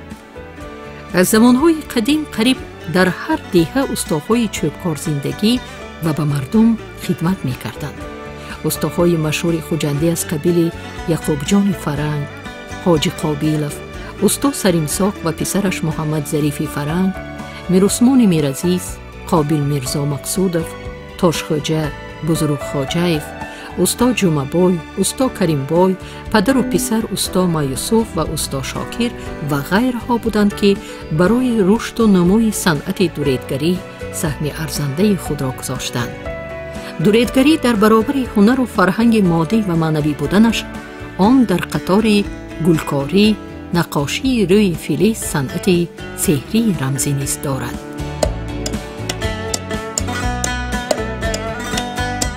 ҳунармандони созтарош дар ҳавлии дуредгар бештар созҳои мусиқиро омода мекунанд. хурсандиовар он аст ки онҳо бо асбобҳои мусиқӣ балад буда маҳсули дастони хешро бо завқ барои навохтани музиқа истифода мебаранд ва ин омил албатта ҷиҳати ба талабот ҷавобгӯ будани асбобҳои мусиқии сохтаашон мусоидат мекунад.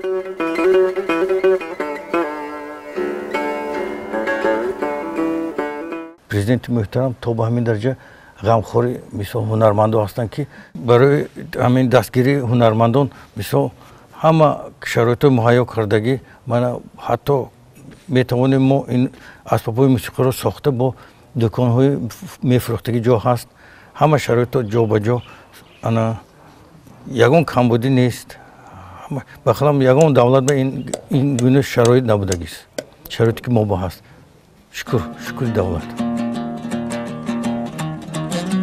бале намунаи ҳавлиҳои истиқоматии хуҷандиён ҷолиб аст.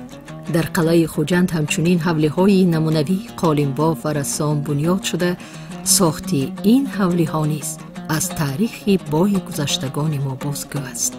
дар маҷмӯъ агар ба ҳавлиҳои намунавии бунёдёфта назар афканем дида мешавад ки дар дохили хонаҳо биноҳо меҳмонхонаҳо ғайр аз наққошӣ кандакорӣ гаҷкорӣ метавон саҳнаҳои устуравӣ асотириро низ мушоҳида намуд.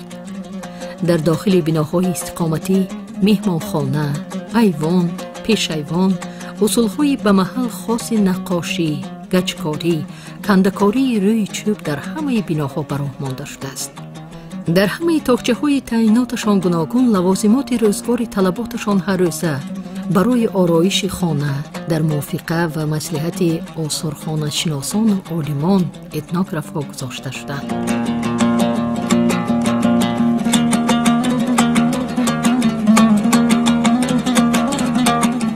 гили хушбӯй дар ҳамон рӯзе расид аз дасти маҳбубе ба дастам.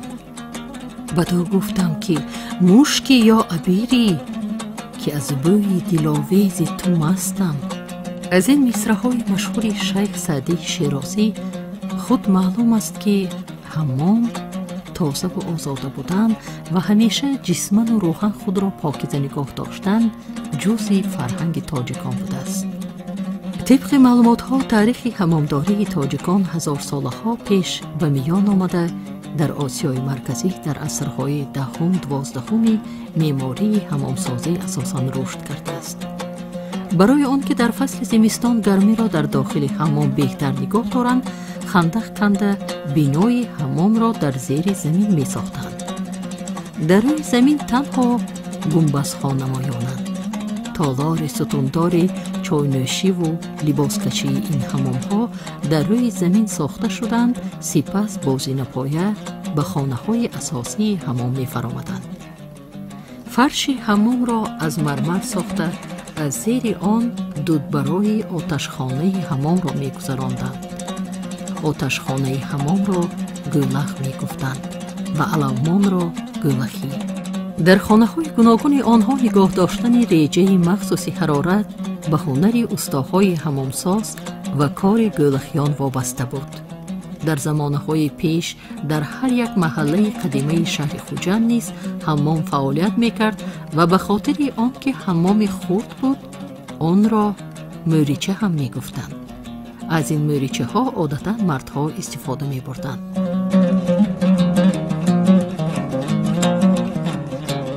این حمام خاص تاجیکی است. حمام تاجیکی بود که یک نمونه این حمام امروز مثلا در حمام قدیمی حمام موریچه میگویند در نزد مسجد شیخ مصلح الدین در موضع پنجشنبه خاص قرار دارد لیکن الحال عمل نمیکند. خب در همین جای در شهر هنرمندان حمام را ساختند.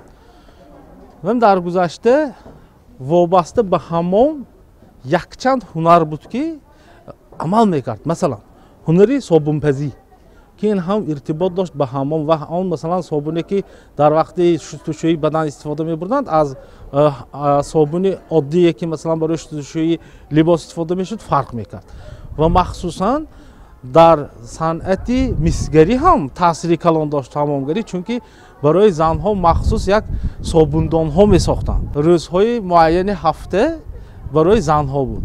дар гузашта ҳамин ҳамома гармоба ҳам мегӯянд, гармоба ҳам мегуфтанд ва он чизе ки дар ин ҷо ҳаст ҳамин хел як намунаи ҳамоми миллии тоҷик аст. Дар ҳамин ҳамом бисёр масалан ҳамомҳои маҳаллӣ ё ин ки ҳамомҳои шаҳрӣ ва як одати аҷоиб буд ки домод вақте ки пеш аз тӯй махсус омода ҳамом қабул мекард ва вақте ки ҳамон домод ҳамом мекард, хуб ҷӯраҳояш як хушбӯии дуд мекарданд. Ин исфандес як хушбӯии аҷоиб аст ва ҳамон вақте ки масалан намии ҳамом аз баданаш дур нарафтааст, ҳамон хушбӯии дуд мекарданд, ҳамон дуд ба тани домод менишаст ва вақте ки дуд тани домоду менишаст, ҳамин хушбӯии домоди нав қариб як моҳ меристааст.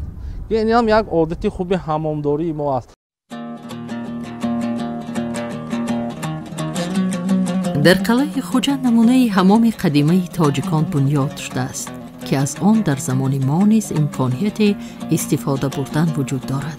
муаллифи бунёди он рассом Абдураҳим Ҷабборов буда, он аз амборхона, душхона, ҳоҷатхона, ҷои чойдамкунӣ, ҷои либоскашӣ, ҷои буғхона ва макони дамгирӣ иборат мебошад. ина бинед ки масалан Кайковус дар бораи одоби ба ҳамом рафтан дар китобаш сухан кардааст, ё ин ки масалан китоби ҳамомнома ҳам ҳаст, китоби назофатнома ҳам ҳаст ки ина дар асрҳои миёна навишта буданд. ҳамаи китобҳо одоби ҳамом, қоидаи ҳамом нишастан. хуб барои мӯисафед ҳамомӣ бояд чӣ кор кунад, барои ба ҳамом бо кадом либос рафтан, кадом вақт масалан чӣ хел либоса пӯшидан, ҳамин як қоидаҳои мукаммали масалан ҳамому ҳамомдорӣ буд. ҳамомӣ бояд чӣ кор кунад. хуб боз як одати дигар буд ки дар ҳамом масалан чиро истеъмол кардан мумкин, чиро истеъмол кардан мумкин нест ки як фарҳанги аҷоиби ҳамомдорӣ доштем. бо худо мо бояд ифтихор кунему он санъате ки мо доштем, санъати ҳамомдорӣ, гармобабонӣ, гармобадорӣ, ҳамин ин чиза мо бояд эҳё кунем. ҳатто ҳамин дар ҳамомҳо махсус аз гиёҳҳо чой мекарданд барои он ки масалан баъд аз ҳамом ҳолаташ беҳтар шавад. ё ин ки масалан бемориҳо, баъзе бемориҳо буд ҳамина тавсия медоданд ки дар ҳамом табобат гирад, ки дар гармӣ табобат гирад. ё ин ки як маҳзи махсус буд ки ҳамомиҳо ҳамин маҳза мегузаронданд. хуб ба калонсол маҳзаш дигар буд, маҳзи миёнсол дигар буд. хуб маҳзи масалан ҷавон бояд чӣ хел маҳз мекарданд, хуб гардана кай маҳз мекарданд, ё ин ки миён, дастҳо, кифтҳо, ё ин ки масалан ҳамин устухонҳои чӣ тавр масалан ҳамом бираванд маҳз мекарданд то ин ки ҳамин тани инсон зарар набинад. ки як қоидаҳои зиёда дошт ки ина бояд мо хуб як амсилише имрӯз дар масалан дар дохили қалаи Хуҷанд эҳё кардем. чойхонадорӣ низ дар фарҳанги миллати тоҷик аз анъанаҳои қадима буда, дар охири асри 18 ва аввали асри 19 санъати чойхонадорӣ пайдо шуд ва ба як ҷои маданӣ табдил ёфт. аз қадим чойхона на танҳо нуқтаи хизматрасонӣ ба мардуми маҳал ва мусофирон, балки макони иттилоот, маскани афкори солим, ба хусус андешаҳои инсонҳои рӯзгордидаву пуртаҷриба, ҳамчунин маъвои дӯстдоштаи мӯисафедон буд. дар шаҳру деҳот чӣ воқеа рӯй диҳад, ҳама аз чойхона огоҳӣ меёфтанд.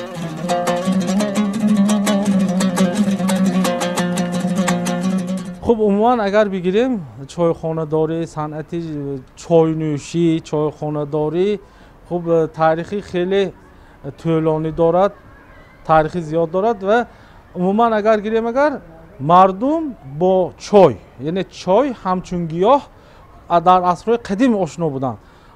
гарчанде ки чой дар Чин пайдо шудааст, лекин мардуми тоҷик ҳам шинос шуда буданд. масалан дар асри 14 чойро масалан ҳамчун гиёҳи шифобахш истеъмол мекарданд. санъати масалан як ҷо нишастан, одати нишастан дар мо буд. дар набуди чойхона набуд, дар набуди корвонсарой буд. хуб барои чӣ масалан корвонсарой мегуфтанд? онҷо мерафтанд, мардум аз ҳама ҷо омадагӣ, аз дигар давлатҳо омадагӣ менишастанд ва аз навигираҳои ҷаҳон бохабар мешуданд. ва вақте ки масалан роҳҳои оҳан пайдо шуд ва дигар масалан корвонҳо вазифаи худашона иҷро карда наметавонистанд, аллакай зарурат ба корвонхона ҳам намонд. Лекин дар ҳамин асри 18, дар охири асри 18 ё асри 19 агар гирем, маҳсулоти саноати аз Россия ба Осиёи Миёна ворид шуд. Масалан самовор, хуб деги манту ё ин ки мошини чокдӯзӣ аз Россия ба ҳудудои Осиёи Миёна омад ва як ҳамон санъате ки дар корвонсаройдорӣ буд интиқол ёфт ба чойхонадорӣ. хуб як нафар масалан самоварро мегирифт, дар он об меҷӯшонид ва мардум гирда ҳам менишастанд ва ҳамин чиз вазифаи корвонсарой мубаддал шуд ба чойхона. чойхонаи миллӣ ки дар ҳудуди қалъаи хуҷанд бунёд шудааст, барои 60 нафар пешбинӣ гардида иҷрои ҳунари болои кандакорӣ, гаҷкорӣ, кундалкорӣ ва наққошии бемисл ба зебогии намои берун ва дохили бино шукӯҳи бештар бахшидааст. муаллифи бадеии чойхона рассом Абдураҳим Ҷабборов буда корҳои наққошӣ ва кундалкорӣ маҳсули меҳнати саромӯзгори кафедраи расм ва мусаввирии факултаи рассомӣ графикии донишгоҳи давлатии Хуҷанд ба номи академик Бобоҷон Ғафуров насиба Эшонова. Камол Тошматов бо ҳамроҳи шогирдон, гаҷкорӣ Сайдулло Қодиров мебошад ва фарши чойхона аз ҷониби Абдураҳим Абдураҳмон иҷро шудааст.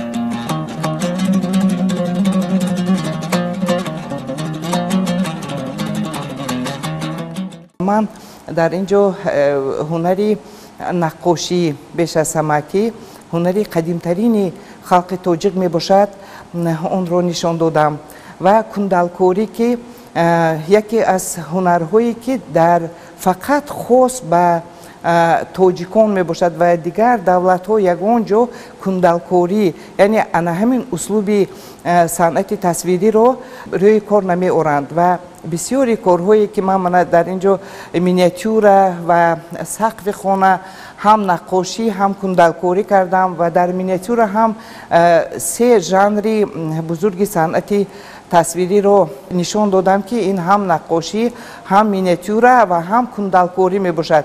ҳамаи корҳое ки дар ҳамин иншоот иҷро карда шудааст, ин кори бевоситаи дастӣ мебошад ки ҳамаи онро бо мӯқалами майда рассомо рӯи кор оварданд.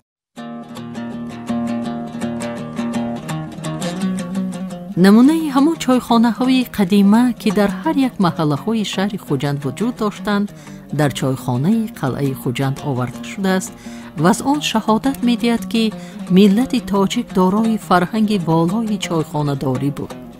дар ин чойхонаҳо анъана ва урфу одатҳои махсус риоя карда мешуд ва ҳатто дар гузашта санъати чойнӯшӣ низ мавҷуд буд ки онро имрӯз низ истифода мебаранд. чойхона ҳам як андоза ҷои таълим, ҷои тарбия додан буд. ҳар нафаре ки мебиёяд ба ҳамин қалъа метавонад ки аз ҳамин чойхона истифода барад, як хӯрок супориш диҳад, як чойи анъанавӣ нӯшад. хуб ва ҳамин бо ҳамин роҳ масалан бо фарҳанги чойхона ва чойхонадории худамон шинос шавад. яъне дар Хуҷанд чойро дар пиёла камтар мерезанд, 3 қулт мерезанд ки ин чӣ маъно дорад. хуб 3 қулт рехтан маънои онро дорад ки лаззати чоя бояд фаҳмӣ, кам кам нӯшида. хуб вазифаи чой масалан ташнагии шикастан нест. он масалан дар Хуҷанд лаззата фаҳмидан, дунёе дарк кардан, ҳис кардан, ҳамоҳанг шудан бо табиат аст ки ин масалан вақте ки дар оянда инҷо меҳмонҳо мебиёянд, ана ҳамин чойрезии хуҷандия меомӯзанд, фарҳанги чойи хуҷанда меомӯзанд. пешайвони чойхона низ бо санъати баланди кандакорӣ анҷом дода шуда, нақши он бо намунаҳои гузаштаву замони муосир омехта карда шудааст ва шакли сутунҳои дар ин макон насб гардида айнан сутунҳое мебошанд ки дар қадим хоси шаҳри Хуҷанд буданд.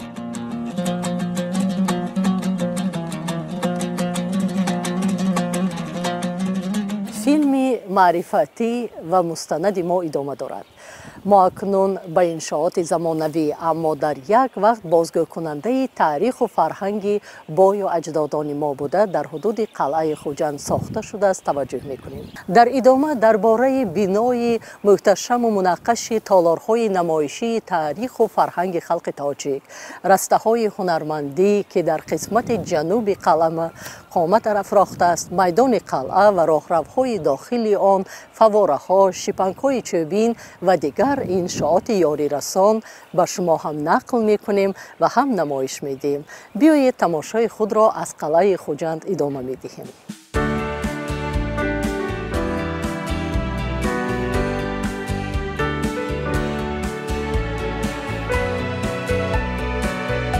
ما در آغاز فیلم درباره تاریخ قلعه خوجند معلومات مفصل پیشنهاد کردیم و انشاءات ساخته شده در حدود قلعه نیز از نگاه تاریخ و بنااً به آن بنیاد شده است. مساحت عمومی انشاءات برقرار گشته قلعه خوجند 6 گکتار را تشکیل می دهد و از 5 دروازه عبارت است که مؤلف دروازه ها استاد صالح اشورف از شهر استرافشن می باشد. دروازه از چوب درخت ارچه ساخته شده با چوب درخت چهارمغز رویکش شده است. بلندی دروازه ها 3 متر و 60 سانتی متر بوده با نقش اسلامی و مورپیچ کندکاری کرده شده است. زنجیرش با نمود ریختگری از لاتون ساخته شده زرحلین می باشد. اگر بیننده نگاه کند دریچه ماندگی، این دریچه به خاطر چی؟ به خاطر آنکه اساسا قلعه محاربوی و اینجا به شاه و شاهزاده های و هیئت محاربوی همین شهر که داخل هم به زندگی میکردن از بیرون عموما پاسبانا نمیستادن، پاسبانا از داخل میستادن. هر یک دروازه قلعه از طرف راستش یک دریچه داره. این به خاطر گفتگوی پاسبان آدمی آمد کتی، یعنی که آدمی آمد داخل قلعه و حق دارد یا ندارد در آمدن. اینه تکیه به همون دوره های اسیمیانه و از وی پیش های از 10 تا 13 و هنر امروزه یک جایه کردگی. این محصولات ها همه محصولات های دستی تاجیکستانیانه. چهارمغز های همین گرد و اطراف ولایت سو. این کارهای زرگری باشد، این هم هنرمندان خود شهر خوجند و شهر استراشن یک جای کار کردگی. بنای محتشم و منقش تالارهای نمایشی تاریخ و فرهنگ خلق تاجیک که در مساحت زیاده 3365 متر مربع قامت افراخته است، از یک گنبد اساسی به بلندی قریب 33 و از 5 متر 2 گنبد میانه 28 متری و 4 گنبد خرد عبارت می باشد. مؤلف لایحه قسمتی بیرونی بنا سید نعمت سید عاقلزاده بوده، از طرف استاد دانشگاه دولتی خوجند رسام تنظیمگر آثارخانه تاریخی ولایت سوخت عبدالرحیم جبارов کاشینکاری کرده شده. درهای تالار از چوب درخت بوک در نمود کندکاری ساخته شده است. در آرایش بنا که دارای 5 تالار نمایشی می باشد، صنعت ملی معماری تاجیک به مانند کندکاری، کارکرد بدیعی چوب، سنگ، گچکاری، کاشینکاری، بوریش و غیره به طور وسیع استفاده شده است. در اینجا چند نمودی کارهای کاشینکاری دیده می شود. من این کار بوریش، این یکی از دشوارترین و مرکبترین کارها در همین هنری کاشینکاری مشاهده می شود. اینش میالیکه مورپیچ، یعنی که مورپیچ یکی از مرکبترین کاری که در همین جا استفاده شده است. اینش کاشینکاری بخش نامش. یکی از کارهای دشوارترینی که در همین قلعه مشاهده کرده می شود این کاشینکاری بوریشی مقرنه است، یعنی که من همین بالا در آمدی پیشتاق از بوریش شده اجرا شده است. باز گفتم ممکن که گره اسلامی همش از همین خودی майолика иҷро шудааст. Мо бо сардори устов Мизор Раҳим ҳамин корро ташкил кардем. барои оғоз кардани ҳамин корҳои қошинкорӣ мо як гурӯҳ устоҳои барои ҳам пухтан, барои васл кардан аз Самарқанд, Бухоро устоҳоро даъват кардем. ҳамагӣ дар ҳамин осорхона 70 нафар зиёд мутахассисон ҳам аз ҷумҳурии Ӯзбекистон ва ҳам аз ҷумҳурии Худомо аз бисёр шаҳру ноҳияҳои Тоҷикистон ҷамъ карда зиёда аз 70 нафар кор кардем дар муддати 2.5 сол.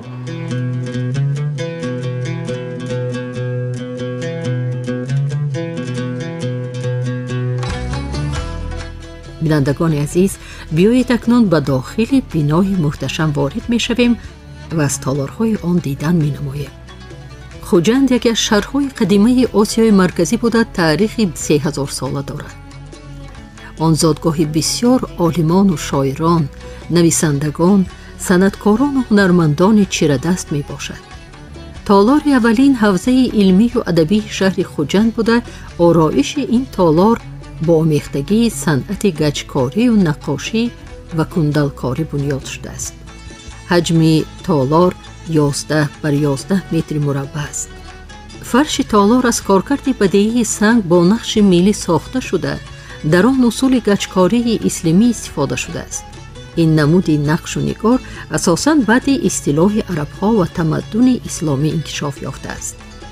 дар мобайни толор хуми ғаладона ки ба асри 6-5 пеш аз милод тааллуқ дорад ҷой дода шуда он солҳои 70-уми асри гузашта аз ҳудуди қалъаи Хуҷанд дарёфт гардида буд.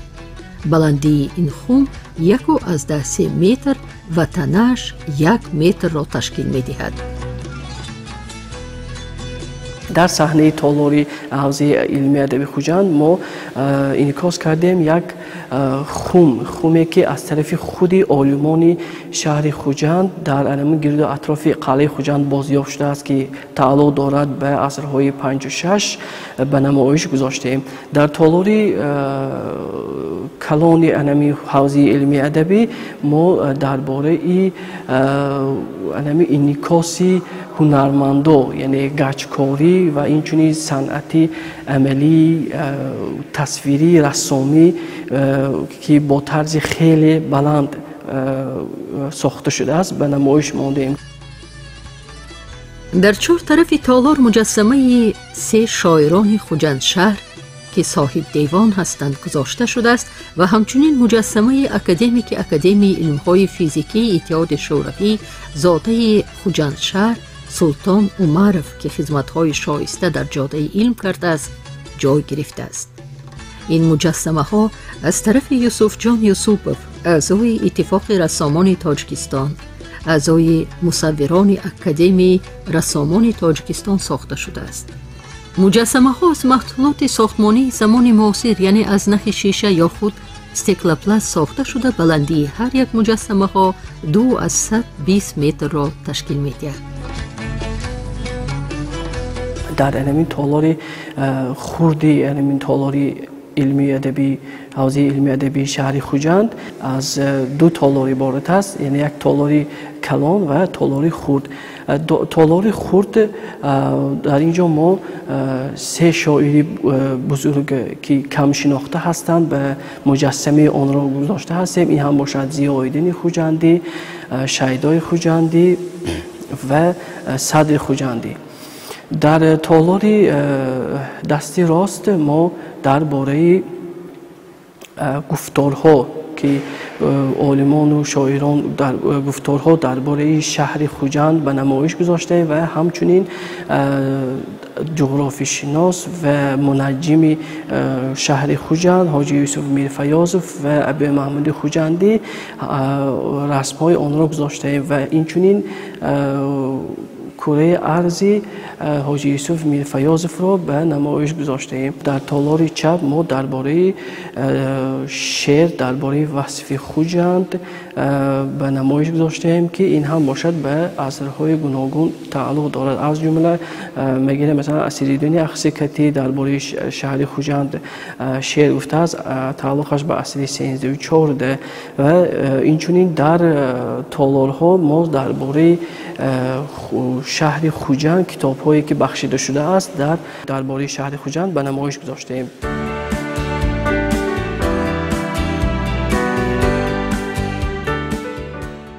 اکنون توجه میکنیم به مجسمه اول که آن به شیدای خوجندی تعلق دارد. نام برده از اولاد ادیب و دانشمند بزرگ فرزند مولانا فتح الله است. اسمش لطف الله اما با عنوان ایشان شیدا معروف است. در روبه آخر عصر 17 و نیمه اول عصر 18 روزگار به سر برده است. شیدای خوجندی از پیروان بهاءالدین نقشبند و پیشوایان این سلوک در عهد خویش بود. شعر او پر از مهر و محبت است. در غزلسرایی به حافظ شیرازی، قاسم انور، طالب آملی پیروی کرده است که از اشارات خود او معلوم می شود. در یکی از ایجادیاتش چنین می فرماید: صبح رسد به صحن گلستان نوای من، بلبل تپیده بال فشاند به پای من، 100 پاره کرده محمل خود کاروان رود، یک ره رسد به قافله بانگ درای من. شیدای خوجندی شاعری صاحب دیوان بوده. تعداد نسخه های خطی دیوان او بسیار می باشد، اما تا امروز دیوان او به تب نرسیده است. دیوان مذکور مشتمل به غزلیات، مخمس و رباعیات بوده، بیشتر از 5000 بیت شعر را فرا گرفته است. اینک توجه شما را به مجسمه دیگر که آن هم باشد به ضیاءالدین خوجندی تعلق دارد جلب می نماییم. خواجه ضیاءالدین ابن خواجه جلال الدین مسعود خوجندی مشهور با ضیاءالدین پارسی یا فارسی می باشد. متاسفانه سال تولد او در سرچشمه ها ذکر نگردیده است. سال 622 هجری برابر به 1225 میلادی در هرات وفات کرده است. وی مردی دانشمند و شاگرد امام فخرالدین رازی می باشد. ضیاءالدین خوجندی اصلا صاحب دیوان اشعار باشد هم دیوان او تا زمان ما آمده نرسیده است. این نمونه از اشعار اوست: زرعی شد ای عجب همه اطراف بوستان، نوع ز کیمیاست مگر باد مهرگان، برگ ترون شد عوض برگ شنبلید، شاخ درخت شد بدل شاخ زعفران، گوی هر آن قصیده که بلبل بهار گفت، بادش به زر نوشته بر اوراق بوستان.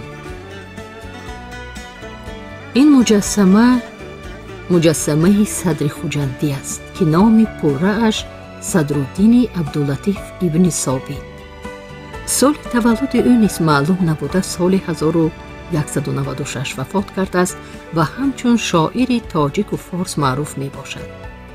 یگانه سرچشمه‌ای که درباره شاعر معلومات می دهد این لباب الالباب بوده. مؤلف آن محمد بخاری او را چنین وصف کرده است: و با این همه فضائل و شمائل او را شعر است مطبوع، و در تازی و پارسی و نظم و نثر قدرت او کامل. اشعار فارسی او در بیاض و تذکیره ها بسیار دچار می آیند، اما نمونه آثار نثری همچنین شعرهای عربی شاعر کمیابند. نمونه از شعر صدر خوجندی: دلبرا راه مزن پرده بساز، مطربا زخم مزن نغمه نواز، حجره خالی و رقیبان در خواب، چشمها خفته و درها همه باز. چی کنم وای که این شب من هست کوتاه و مرا قصه دراز. اکنون میگذاریم به مجسمه سلطان عمری.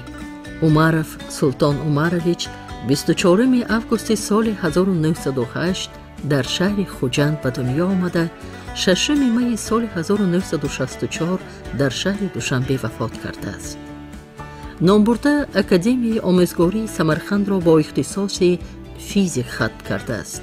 یکی از فیزیکدانهای مشهوری زمان خود به حساب می رفت. سلطان عمرов در قید حیات خود برای رشد علم در جمهوری های تاجیکستان و ازبکستان سهم ارزنده گذاشته است. او نامزد علم های فیزیک و متماتیکا، دکتر علم های فیزیک و متماتیکا و پروفسور بود.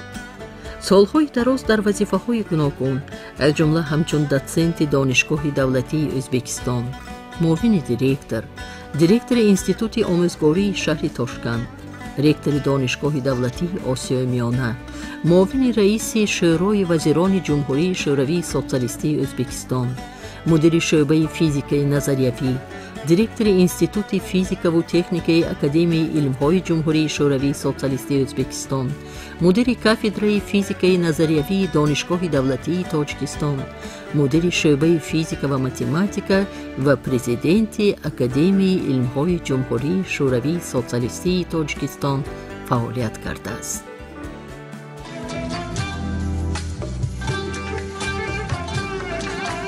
بینندگان عزیز، شناسایی خود را از دیگر تالارها ادامه می دهیم.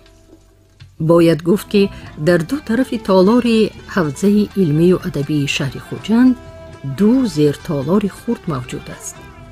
در سمت چپ شعرها و قصیده ها درباره شهر خوجند و قلعه خوجند جای داده شدند. در دیگر زیر تالار خرد طرف راست گفتار اساسگزار صلح و وحدت ملی، پیشوای ملت، پرزیدنت جمهوری تاجیکستان محترم امام علی رحمان و همچنین گفتارهای محققان، دانشمندان و نویسندگان که در عصرهای مختلف عمر به سر بردند گذاشته شده است.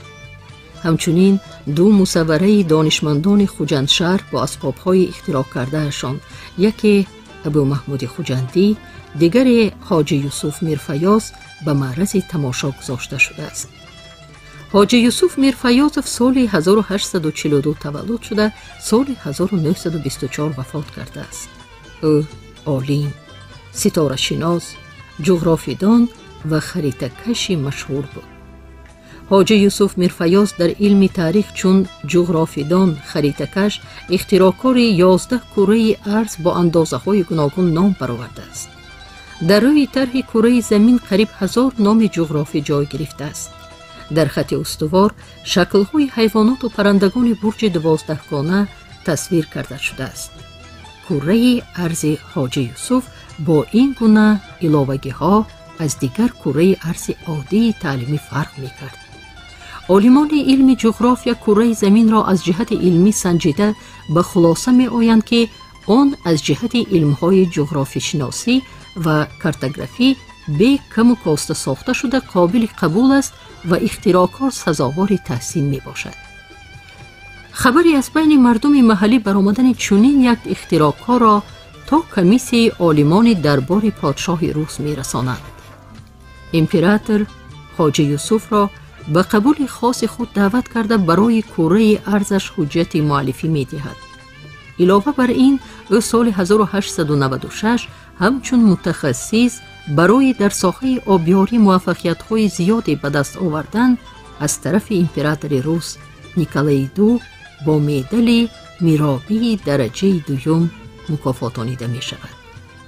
حالا کره ارض اصلی نام برده در آثارخانه تاریخی کشورشناسی شهر سمرقند محفوظ بوده، نسخه آن در اینجا گذاشته شده است. تالار دیگری حوزه علمی و ادبی با صنعت نقاشی و گچکاری آرای یافته است که مؤلف آن رسام عبدالرحیم جباروف می باشد. نقاشی و گچکاری هنری آفریدن نقش، محصول ایجادی صنعتکاران خلقی و کسبی، یکی از نوعهای قدیم صنعت آرایش عملی به حساب می رود.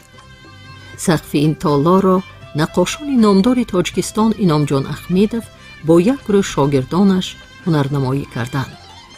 در این سقف نقاشان با مهارت و استعداد بلند اساساً از اسلوب اسلامی، гулпартоҳӣ бисёртар истифода бурданд, ки онҳо ҳам дигарро такрор накарданд. бори аввал услуби вассаҷуфт дар сақфи ин толор истифода шудааст. ҷуфти ин толорам ҳам низ бо коркарди бадии чӯб ва наққошӣ истофода будааст. пеш аз он ки устодони мо ба корҳои наққошӣ шурӯъ намоянд, ва мо лозим омад ки ҳамин сохти коркарди ҳамин шифро мо аз ҷиҳати таърихӣ, аз ҷиҳати бадиӣ бояд ки дарёфт намоем.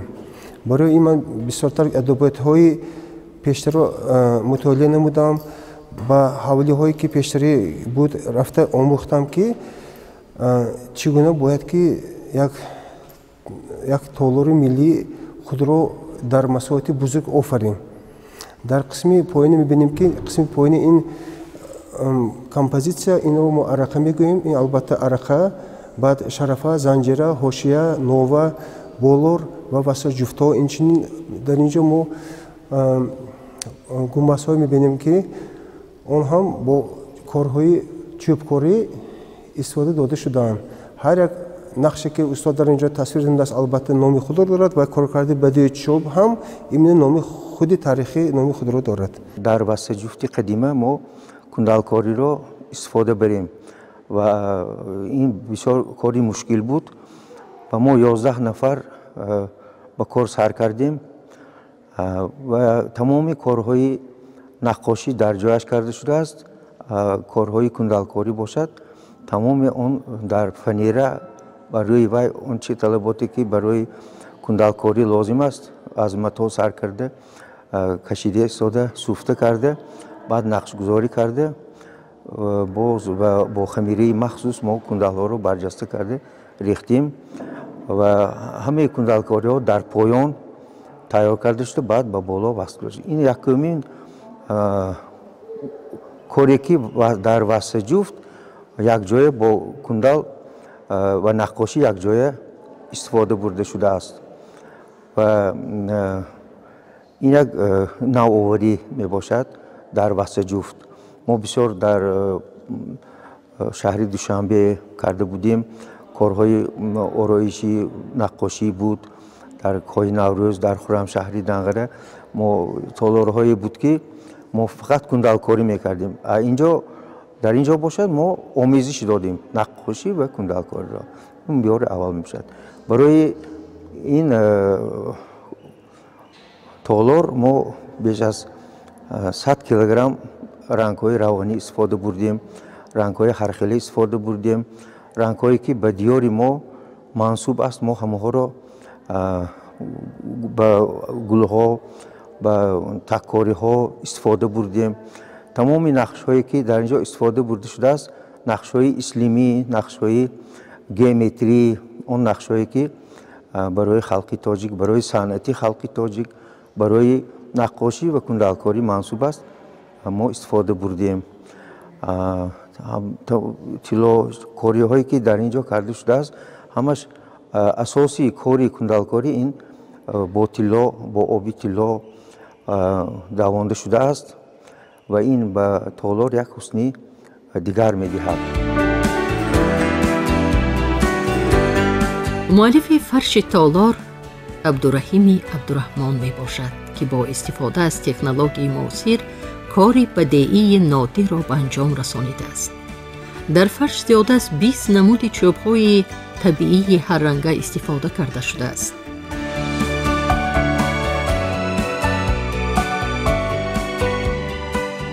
фарши ин толор бо коркарди бадии чӯб иҷро гардааст ки паркет мегӯянд, тоҷикиш паркет мегӯянд ки ин албатта санъати европаӣ аст. саҳми худро дар ин толор рассоми ҷавон мусаввир ки як ҳисси баланди ватандӯстӣ дорад дар инҷо гузоштааст. дар маркази ин композитсия ин як рангҳои хеле ҳам тозаро мебинем ки ҳамаи инҳо чӯбҳое мебошанд ки чӯбҳои табиӣ, чӯбҳои сурх, мана чӯбҳое чи хеле дӯстам зард. одам бовариш намеояд ки ҳамин корҳо ҳамаш ки чӯб бошад. бисёрҳо мегӯянд ки ин ранг дига мегӯянд не ин ранг не, ҳамин чӯби табиӣ буда. он ҷавон инро хеле ҳам моҳирона истифода бурдааст ки از طریق این کارکرد بدیوچه من از طریق صنعت بسیار میدونم که این کار خیلی نادر است. کمپوزیسیون اون البته مرکز و اطراف اون عبارت بوده. در مجموع در این تالار اون خیلی هم شناخته شده است. کار آرایشی عملی از 2020 آغاز یافت. از اول ما یک چند نمود اسکیس ها رو تصویر نموده به آزمون هنرمندان پیشنهاد کردیم. بعد انتخاب یک نمود اسکیزی ما از گروه کاری آلمان کار را سر کردیم. این فرش بدیهی با زیاده از 20 نمود چوب های خارجی ساخته شده است که بطن آنها از روسیه سر کرده تا اروپا و آفریقای آمریکا می باشد. ما این چوب ها را با رنگ های طبیعی خود استفاده نمیدیم. برای ساخت این فرش بدیهی در تالار علم و ادب زیاده از 2 سال کار کردیم. برای آن را نصب نمودن 2 ماه وقت رفت. مقصد اساسی ما با تکنولوژی معاصر و با استفاده نمودهای گوناگون چوب ها نقش نگار ملی را از نقطه نظر و تخیل ایجادی خود نشان داده سهم خود را گذاشتن بود. در این دیوارها باشد صنعت گچکاری از طرف گچکاران مشهور محلی با راهبری سیدالله قادرов با شاگردانش آرا داده شده است. گچکاران در این دیوار از اسلوب هندسوی و اساساً از شکل آفتاب خیلی وسیع استفاده بردند. در 4 قسمت دیوار تاقچه های گوناگون حجم ساخته شده است که مردم تاجیک از چنین تاقچه ها خیلی وسیع استفاده می بردند. در داخل تاقچه ها یک چند نمونه نگاره ها جای گرفته آنها به عصرهای 19-20 تعلق دارند. همچنین در 4 طرف تالار 4 عدد زیر شیشه ها گذاشته شده هر یکی آن به موضوعهای علاهیده بخشیده شده است. تالار حوزه علمی ادبی خیلی دوستان 4 ویترین موجود است. یکی از ویترین هایی که ما بخشیده به همین تاجری کتاب، یعنی تاجری اصیل شهر خوجند سیدی خواجه خوجندی که اون کس در بسیار اساساً با کتاب تجارت میکردن. ما همون کتاب هایی که اون کس به خوانندگان پیشنهاد میکردن به معرض تماشا گذاشتیم که من این کتاب ها یعنی یک تاش گویم مثنوی معنوی جلال‌الدین بلخی، دیگرش دیوان خواجه حافظ شیرازی و منطق الطیر فریدالدین عطار و دیگرش ریاض الناصحین که ما به نمایش گذاشتیم. از جمله ما در اینجا همون میگم تجهیزاتی که صحیفه میبستند ما در اینجا به نمایش گذاشتیم. در ویترینی دیگر ما نشان دادیم که صنعتکاران تاجیک چخیل میسگری با کندکاری میکردن و در این ویترین ما همون طبق ها و همون کوزه ها و همون پیاله هایی که روش نوشته جاتش هم هست و همچنین کندکاری شده است به معرض تماشا گذاشته ایم.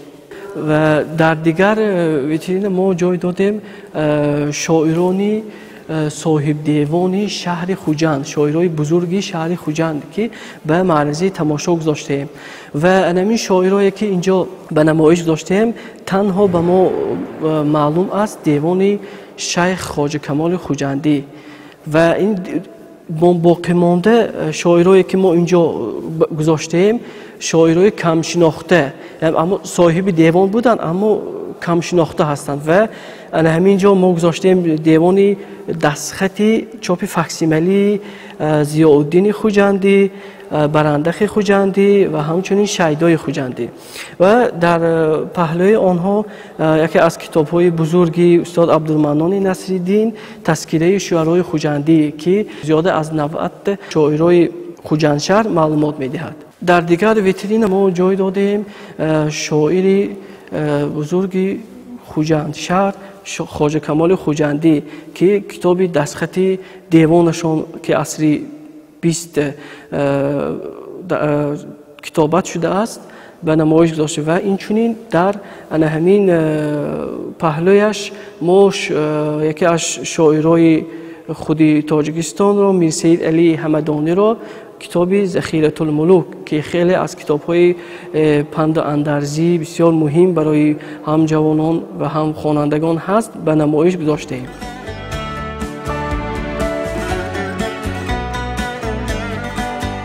بله، درست است. ما تاجیکان خیلی میراث بای و غنی داریم که گذشتگان ما عصرهای عصر زحمت کشیده به ما آن را میراث گذاشتند. عصر طلایی این اثر است که به قلم ارباب هنر تاجیکستان پروفسور غفورجان جورایف تعلق داشته در دیوار تالار عکس یافته است. نام برده میگوید که در مرکز مصوره نقش امیر اسماعیل سامانی آفریده شده است که سواره اسب سفید می باشد و اسب سفید رمز روشنایی، صلح و ثبات به حساب می رود. مرکزی این کمپوزیسیا شاه اسماعیل سامانی نشان داده و در قفای وی عصرهای گذشته تا میلاد که از دوره تخت جمشید سر می شود که در آنجا همون آثارهایی که از دوره تخت جمشید یعنی از دوره کوروش و دارا تا میلاد باقی مانده در آنجا انعکاس شده است و باز دوره الکه عصری میلادی هم در اینجا وجود دارد تا استیلای عرب عصرهای 5 6 و 7 در اینجا در حقیقت هنرمندان عالمان فرهنگ ترقی یافته ایستاده بودند، ترقی کرده بودند که در آنجا انعکاس دیوارنگاره‌های افراسیاب را نشان داده شده است که این الکه دیگر دوره می‌بود. بعد از استیلای عرب و با بعضی سبب‌ها بعضی نافهمی‌ها شاید نه آنقدر یک دوره معین ترقیات علم و فرهنگ به تنزل رفته بود. لیکن از دوره الکه عصرهای نهضتی که شاه اسماعیل سامانی دولت را اداره میکرد اثر نو یعنی احیای دولت تاجیکان شده است که در اینجا بزرگانی که در اینجا انعکاس شدند بیشتری آنها در همسایه خودشون سردفتر حساب میشن.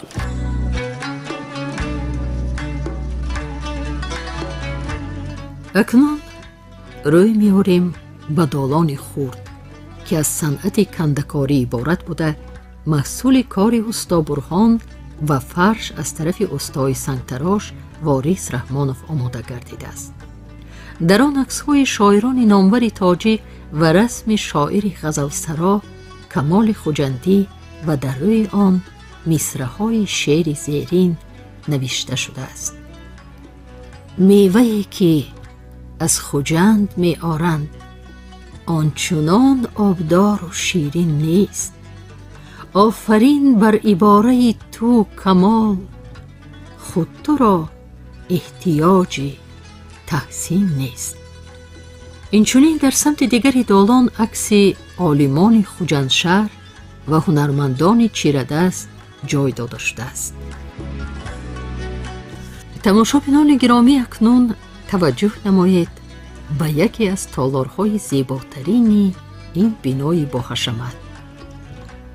کنسپت این تالار از انشاءاتهای قدیمی سمرقند و بخارا سرچشمه گرفته، بلندی آن تا قله گنبد 22 متر می باشد. ساخت معماری این تالار چارتاق است. چارتاق یکی از ساختار معماری قدیمی فارس و تاجیک به حساب می رود. این ساختار معماری یعنی چارتاق در تاجیکستان اولین بار در همین تالار اجرا شد. از تاریخ میدونیم که سالهای عصرهای پیشتر نقاش وقتی که به نقش دیگر استان نگاه میکرد در آن شعر میخوند، چون که در اینجا خیلی صنعتی نقاشی ما پیشرفته بود که ما حرکت نمودیم که در اینجا صنعتی نقاشی کلاسیکی تاجیک رو از نو احیا نماییم. این اساسی که اساسی همین هنری نقاشی می باشد که و باوری کامل دارم که برای نسل آینده این یک تحفه می شد که در اساس همین نقش‌های کلاسیکی نقاشی تاجیکانی که در اینجا تاثیر شده است البته کار فعالیت خود را پیش میبرند. این تالار با نمودی مقرنس آرا داده شده است. مقرنس اصول مرکبترین صنعت گچکاری می باشد. در تالار گچکاری زیاده از 40 نفر استا در مهلت بیشتر از 2.5 سال کار کردند. مؤلف این تالار استا میرزا رحیم خاطرف می باشد. این استا تجربه زیاده از 45 ساله داشته در دیگر انشاءات بزرگ کشور به مانند کاخ نوروز، کاخ سامان، قصر ملت، چایخانه خرمشهر ناحیه دنقره، کاخ باربد و غیرها کار کرده است.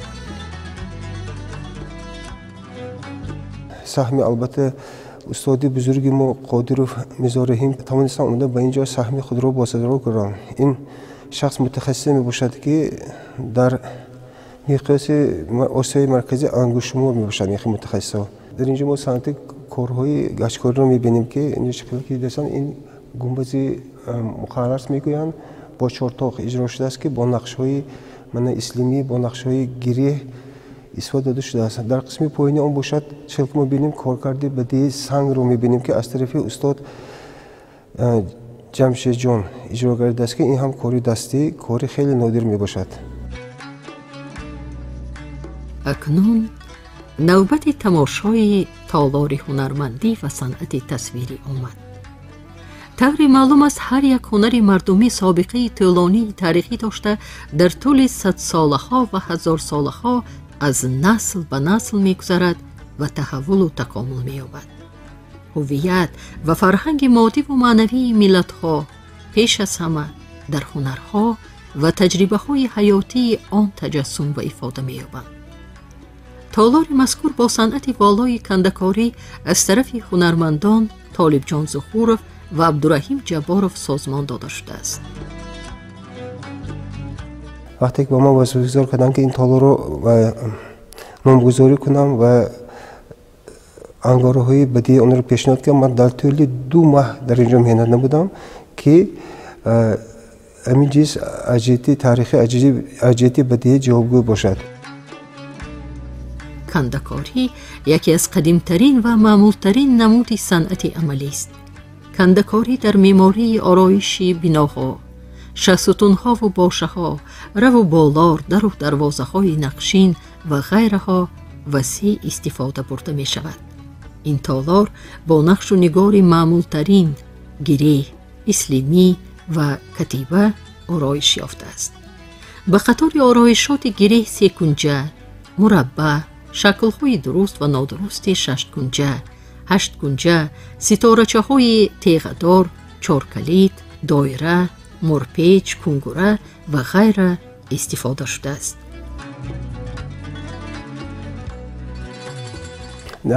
ساخت اساسی این تالار باشد ساخت چیزی که گفته گذاشتیم ساخت کلاسیکی شیفت تاجیکانه باشد که در اینجا ما مرکز رو می‌بینیم. مرکز و اطراف اون که با من 12 خانه‌ها با 12 خانقاه‌ها تقسیم شده اند. در مرکز ما یک گنبد کلان رو می‌بینیم که اون هم مقایسه اون با کارهای دستی اجرا کردن. در تالار 4 عدد زیر شیشه ها گذاشته شدند که در آنها آرایشات زنانه به عصرهای 19 و اول عصر 20 تعلق داشته از قبیل گوشواره ها، دستپانه، زیب گردن، تومار، قاش طلا، مرجان ها، نمونه تاقی هایی که به عصر 20 تعلق دارند و مانند تاقی چوست، تاقی عراقی، تاقی دخابه گلدوزی، تاقی بابونه، آفتابه، تاسکاسه، لگند منقش، مستخاره، چاینیک ها، رنگدان، ظرف برای خوراک و غیره را شما تماشا کرده می توانید. دیوارهای تالار را نمونه صنعت تصویری یعنی رسامی به مانند مصوره های جرأت کوروش، استراحت به کار صحرایی، قهرمانان خلق تاجیک، مؤلف ارباب شناخته جمهوری تاجیکستان غفور جان جورایف، حیات در دیهه، حسین واعظ کاشفی، عکس سید خوجه ارون خوجایف، بحث تقسیمات آب، چوپان، خرمن پخته، هپک بازی و نوروز زیب می دهد.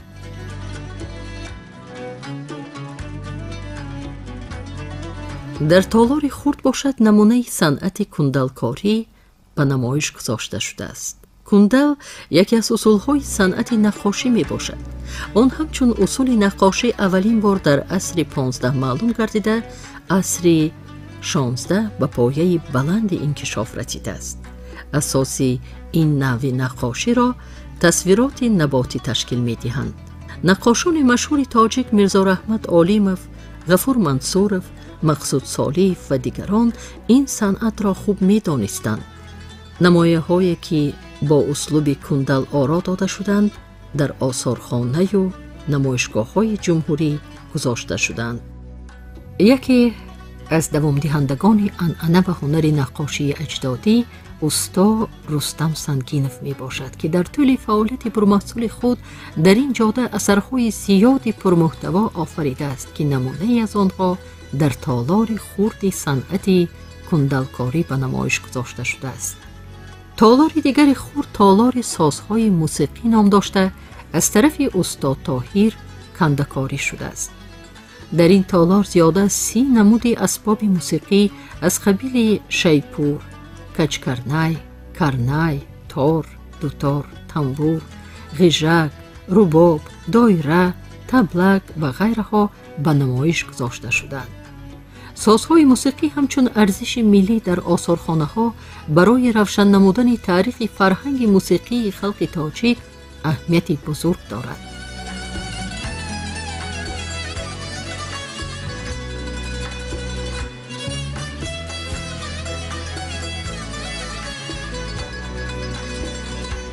اینک ما در تالاری به نام استقلال تاجیکستان قرار داریم.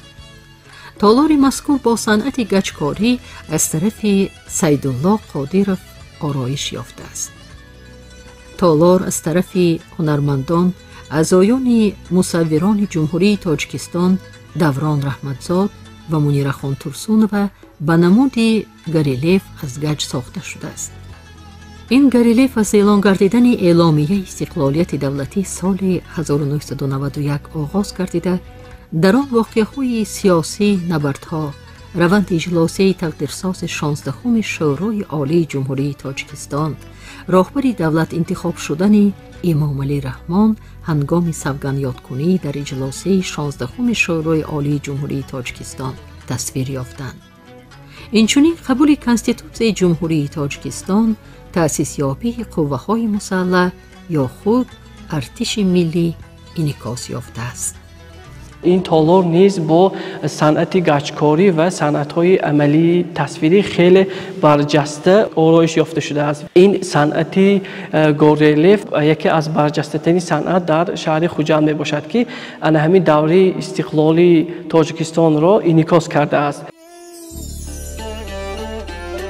سمت دیگری گریلیف زحمت اعضای اکادمی جمهوری تاجیکستان دارنده جایزه کمال خوجندی منیره ترسونووا بوده در آن مؤلف جشن‌های ملی که در دوران صاحب استقلالی از نو احیا گردیدند و هدف‌های استراتژی مملکت را نشان داده است. یعنی سال 1999 جشنگیری 1100 سالگی دولت سامانیان، سال 2006 سال تمدن آریایی و سیاست درهای گشاده سیاست خارجی جمهوری تاجیکستان، رسیدن به وحدت ملی، دوشنبه پایتخت تاجیکستان، کتاب تاجیکان، نیروگاه برقی آبی راهون، ساخته شدن نخب استقلال، احیای هنرهای مردمی نشان داده شده است.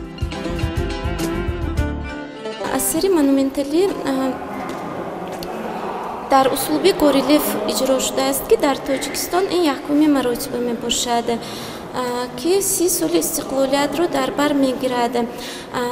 در این اثر اعلامیه من اجلاسی 16 تاریخی که چخل رئیس جمهور شده جناب اولی پیشوای ملت آمدن فعالیت پیشوای ملت را نشان دادگی.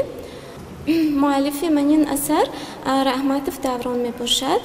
این دو گریلیفی که در حجم 9 متر 943.75 متر اثری مونومنتالی می باشد. در این طرف کاری ما 1 سال اسکیز کردیم، این رو ایجاد کرده، چقدر کمیسیه بود، بسیار ما سخت کاربری کردیم. طول 2 سال ما همین رو ساختیم. خودش 1 سال چی کردیم، همگی 3 سال کاربری کردیم.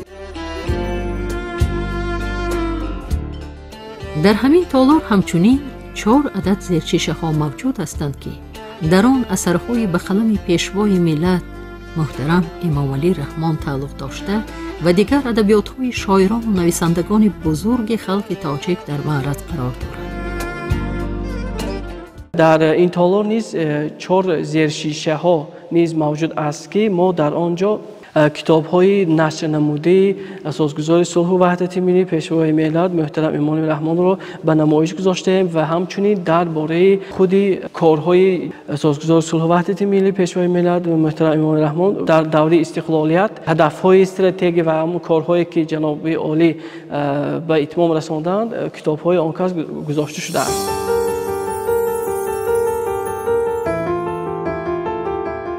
تالار باستانشناسی در تخانه جایگیر شده است که این تالار از تاریخ بای قدیمی خلق تاجیک درک می‌دهد.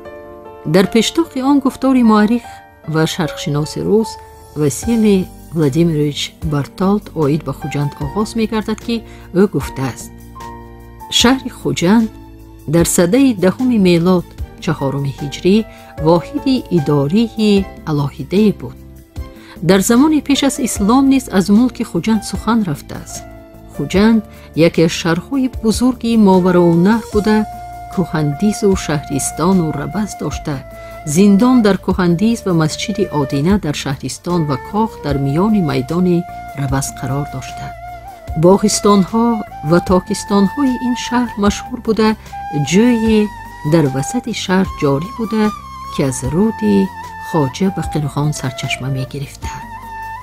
بله، در آغاز فیلم درباره تاریخ قدیمه داشتن شهر خوجند مفصل نقل کردیم و آن یادگاری هایی که در داخل تالار باستان شناسی گذاشته شدند این گفته ها را باری دیگر تصدیق می کنند. بیایید اکنون از تالار مذکور بازدید می نماییم. در تالار نگاره هایی که باستان شناسان در جریان کاوش‌های ارکئولوژی سالهای 2019-2020 یافتند، اینچنین بازیافت‌هایی که از شهر خوجند می‌باشند به نمایش گذاشته شدند. سال روان از حدود شهر خوجند هنگام بردن کارهای حفریاتی جستجوی آموزشی یک نگاره نادری به دست آمده است که این دسترخوانچه یعنی میز سفالین عصرهای 11 و 12 می باشد که امروز به معرض تماشا گذاشته شده است. نیاگان ما در عصرهای 11 و 12 چنین دسترخوان‌های سفالین یعنی میز سفالین استفاده می‌بردند که قسمت داخلی آن با نقش‌ها حکاکی برداشته است. قسمتی روی آن هموار بوده، قسمتی تنها قسمت داخلش حکاکی شده. برای آن که پس از استفاده بردن، پس از خوراک خوردن، صاحب خانه زن آن را به طور ورتیکالی می‌گرداند و نقش اساسی آن نمودار می‌شد که قسمت اساسی آن امروز به دست آمده است و ما به معرض تماشا گذاشتیم. همچنین در اینجا در زیر شیشه دیگر اکسپونات های نادری که از حدود شهر خوجند در سالهای اخیر به دست آمده است به معرض تماشا گذاشته شده است که این به مانند قبورهای سفالین، سرپوش ظرفها و ظرفهای نادری عصرهای 11 و 12 می باشد. نگاره ها اساساً ظرف‌های سفالی، آلات‌های آرایشی، آلات‌های سنگی و امثال آنها می باشند. در دیوار تالار عکس و معلومات‌ها عاید عالمان، باستانشناسان، شرقشناسان، زبانشناسان، مردم شناسانی که در تاجیکستان شمالی کار کردند نصب کرده شدند. آموزش تاریخ قلعه خوجند حالا از سال 1954 ادامه یافته بود و آن تحت راهبری باستانشناس معروف تاجیک اکادمیک نومان نگمتوف تا سال 1989 ادامه می‌یابد. برای آموزش تاریخ قلعه خوجند عالمان زیاد که همه آنها تحت راهبری باستانشناس معروف تاجیک نومان نگمتوف که راهبری دسته اکسپدیسیونی تاجیکستان شمالی بودند فعالیت بردند. نخستین وسیله تبادل اقتصادی کشورهای آسیا و اروپا این راههای کاروانگرد بود. راه بزرگ ابریشم نه تنها راه تجارتی بلکه انکشاف فرهنگ، سیاست و مدنیت بود. در قسمت شرقی تالار معلومات عاید راه بزرگ ابریشم و خریطه ناحیه‌هایی که در ولایت سوخت و حوزه فرغانه سیردریا داخل می شدند با یادگاری‌های تاریخیش نشان داده شده است.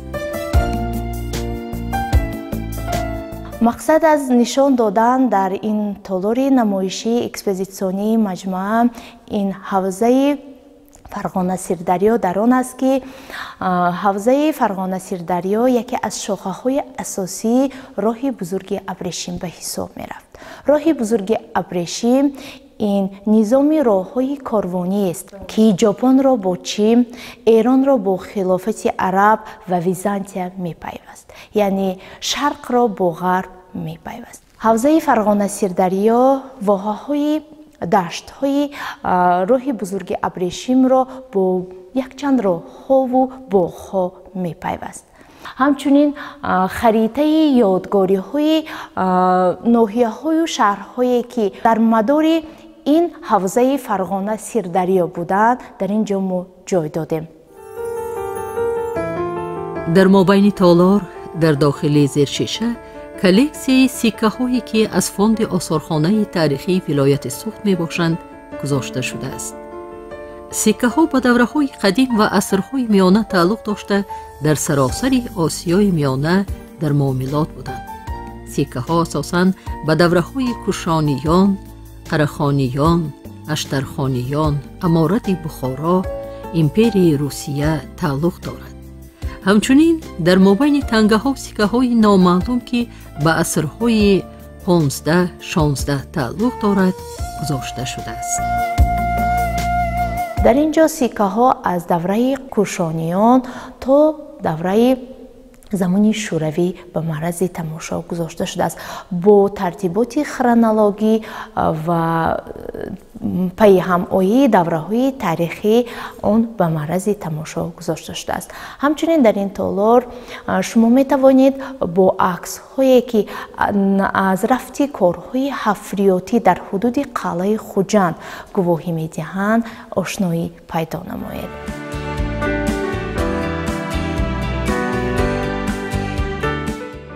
باعث ذکر است وقتی محصولات هنرمندی آماده می شود معمای فروش آن به میان آمدنش ممکن است و هنرمندان در این سمت دشواری خواهند کشید.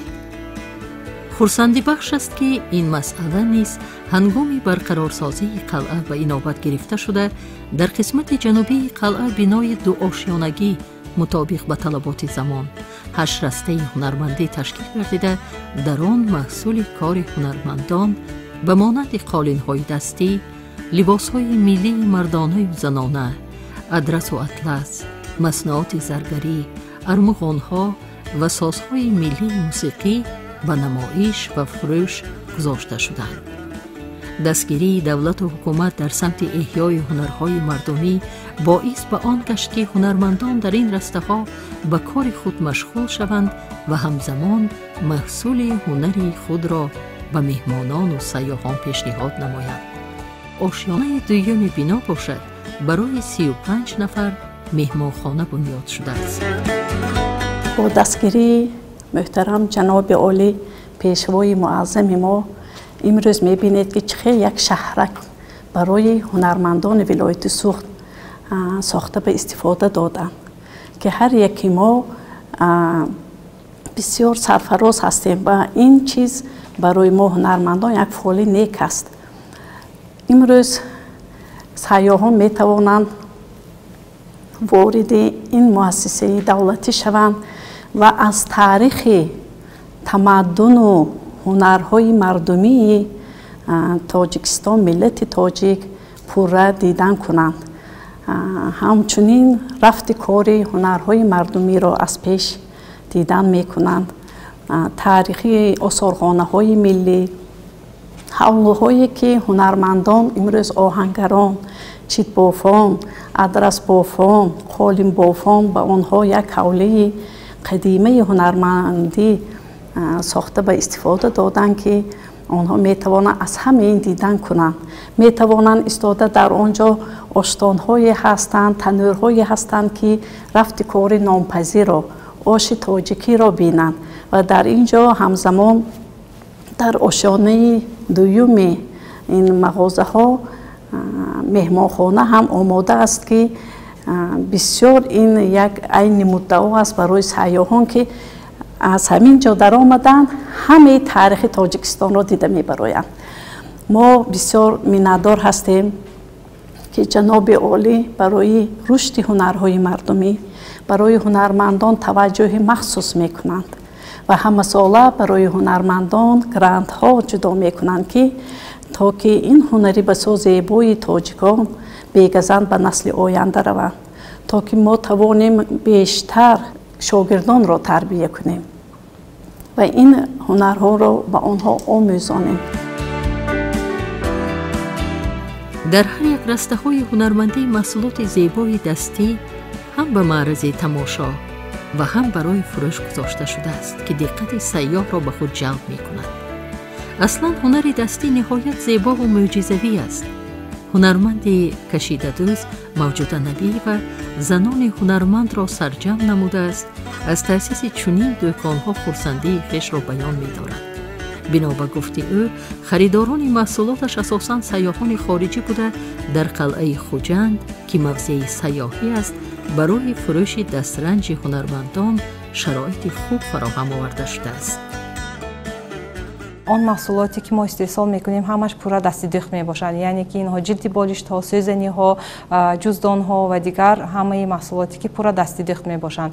барои истеҳсоли маҳсулоти худ мо асосан ашёи хомро аз матои ватанӣ аз ширкати ҷавонӣ дастрас мекунем ва риштаҳонро ҳам аз дохили кишвар ҳам берун аз он барои истеҳсоли маҳсулоти худ истифода мебарем.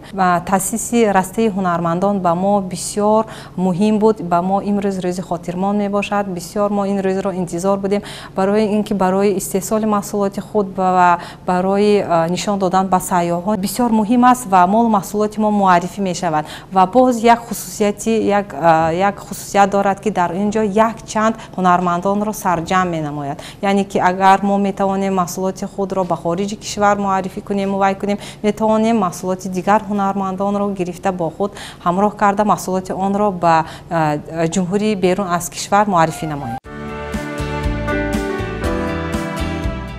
дар дӯкони навбатӣ маҳсулоти чӯбкорӣ махсусан созҳои миллӣ ба фурӯш гузошта шудааст. дар ин дӯкон дар баробари фурӯши асбобҳои мусиқӣ аз қабили рубобу дутару тамбур ва созҳои зарбию нафасӣ ҳамчунин ин ҷо сайёҳону меҳмонон метавонанд бо фарҳангу санъати қадимаи миллати тоҷик ошно гарданд. ин созҳои мусиқии миллӣ маҳсулидастони ҳунарманд абдусамад абдуғафоров ва фарзандону наберагонаш аст. мо ҳамон оиламо ҳунарманд, ман худам зиёда аз 50 сол изофа ҳунаранда пеш даврони шӯравӣ ман асбобҳои мусиқӣ мо фабрика буд. фабрика ман кор мекардам, якта устод мамондагозе ҳамин асбоб месохтаги бисёр устоҳои ман ин корро аксам бемон мекунам. акун ман мақсад ҳамин ҳунар гум нашад гуфта ман фарзандон ба набераҳом ба ёд расам. ҳозир дута фарзанд дорам, мана ин доирачаҳои ҳамаша мо месозам, таблақҳое месозам, изита оброи одам абшонар ҳама ҳеҷ кас одам зиёд намонад. ягон ҳунарманд ягон хор намешавад. ҳунари қолинбофии тоҷикӣ низ таърихи чандин ҳазорсола дорад ва дар ҳар минтақаи тоҷикистон навъҳои зиёди қолинро истеҳсол мекунанд. ин навъи ҳунар низ дар дӯконҳои махсус дастӣ иҷро мешаванд.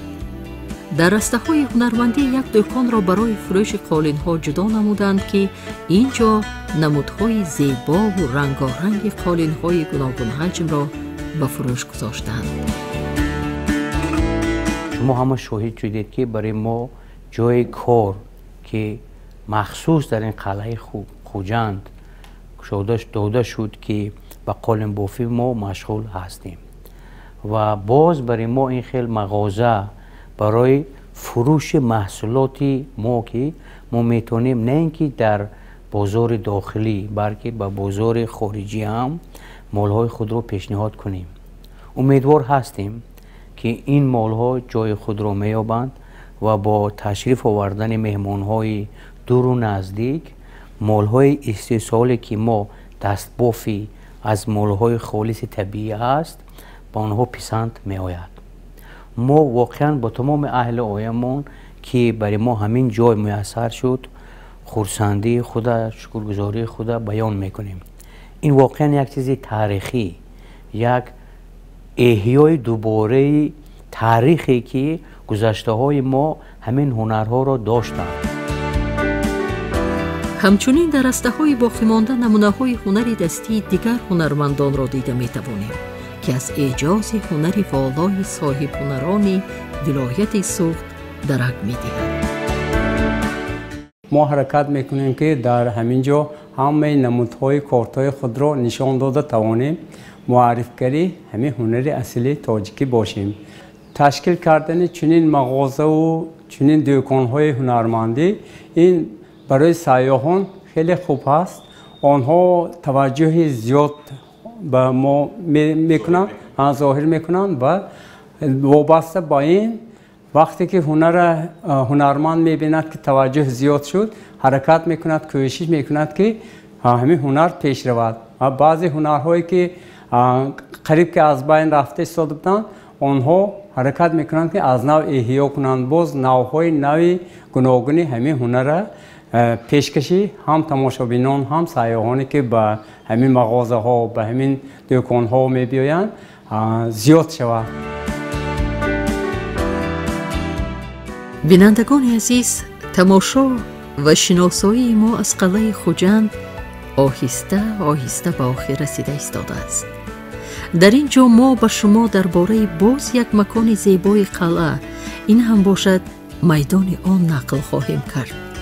طور دیده ایستاده اید میدان قلعه مکانی برهوا و زیباست و راهروهای داخل آن با استفاده از سنگ‌های خارای خوجند در مساحت 12500 متر مربع آرا داده شده.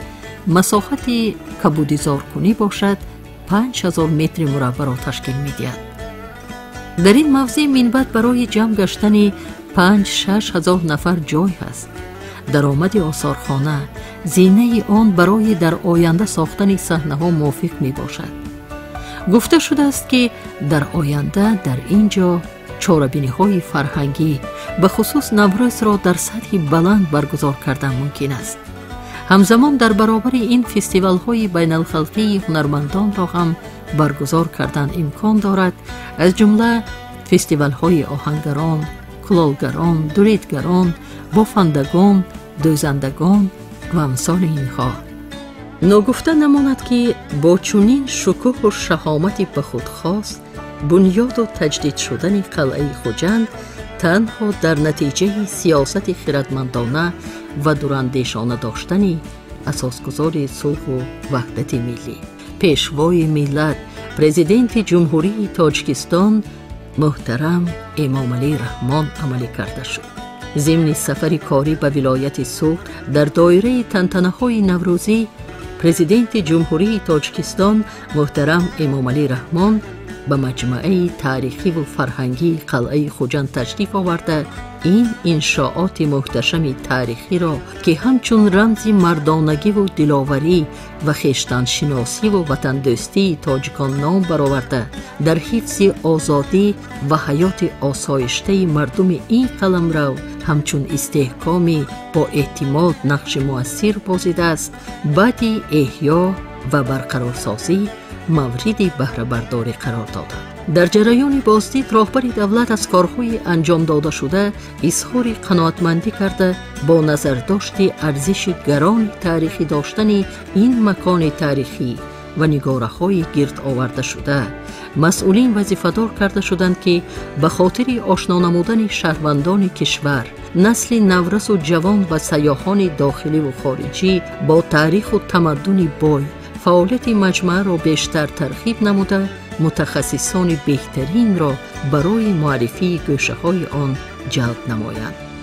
در حدود قلعه بنیاد 2 فواره کلان و 4 شپنگ‌های چوبی که از جانب هنرمندان ماهر شهر اصفهان ولایت سوخت با راهنمایی و مصلحت و مشورت استا برهان با کندکاری برجسته ساخته شدند، به زیبایی این موضع تاریخی و فرهنگی شکوه و شهامت بیشتر می بخشند. اینچنین برای آرایشات حدود قلعه خوجند درختان تویه امریکایی کشتن و چندین نمود گلهای زیبا و رنگارنگ شنانیده شدند و امروز قلعه خوجند از جانب کمیته رشد سیاحی مملکت برای خط 10 موضع جالب سیاحی تاجیکستان شامل گردیده است. در روند احیا و برقرارسازی قلعه خوجند زیاده از 20 شرکت ساختمانی، شماره زیادی هنرمندان ماهر تاجیک اشتراک نموده صفت کارهای مربوط به احیا و برقرارسازی در این انشاءات تاریخی زیر نظارت دائمی شخصان مسئول مقامات اجرایی حاکمیت دولتی ولایت سوخت، شخصاً رئیس ولایت رجب‌بای احمدزاده قرار داشت. کارهای سازندگی و آبادکاری و نگهداری یادگاری‌های تاریخی که با اقدام و تشبس‌های بی‌واسطه سرور دولت محترم امام علی رحمان انجام یافته، توجه سیاحان و دوستداران تاریخ و فرهنگ باستانی تاجیکان را بیشتر کرده است. ملت تاجیک از قدیم و ایام یعنی به صنعت، علم، فرهنگ توجهی بزرگ داشتند که ما از تاریخ ها باخبر هستیم که allakayt از دوره تا دوره عصرهای میلادی 5000-6000 سال پیش در زمین عجم در تخت جمشید چنین پیکر سازی و صنعتی معماری و ترقی کرده بود. بغیر از اون بعد از دوره عصرهای میلادی، عصرهای 5 و 6 و 8 تا اصطلاح عرب هم صنعتی تصویری، هم کندکاری، هم پیکر سازی، هم کاشینکاری، هم کندکاری در چوب، هم کندکاری در گچ در درجه بلندی نمونه‌های صنعت ما از تاریخ برخوردار هستیم و امروز ما این کسی من فکر میکنم که همین هنرمندی که در دورهای قدیم در باطنی ملت تاجیک بود امروز با دستگیری بی‌واسطه جناب عالی که سالهای رشد سیاحی هنرمندی کردن و البته این احیاگری همون صنعت‌های گذشته ملت تاجیک برای همین یک تکان کلان بود که امروز allakayt چطوری که ما در اینجا دیده شدیم allakayt این هنرمندان محلی یعنی ملت تاجیک در وجود آنها در باطن آنها این در خون آنها جایگیر بود که امروز انعکاس این رو در همین امروز مجموعه دیده ایستادیم که همه آن چیزهایی که امروز در اینجا آرایش دادن، هم صنعت معماری، هم صنعت کندکاری در چوب، کندکاری در گچ، کندالکاری که از بین رفته بود یک وقتی معین، نقش و نگاری که بود این دوره خوشبختانه در دوره استقلالیت ما از این چیز اکنون از نزدیک برخوردار شدیم. بعد از برقرار کردن چنین مجموعه امروز هم جوان هم جمعیتی ما هم در آینده نوبسته از همین هنرهای قدیمی ملت تاجیک برخوردار میشوند که این یک تکانی نیک است برای آینده.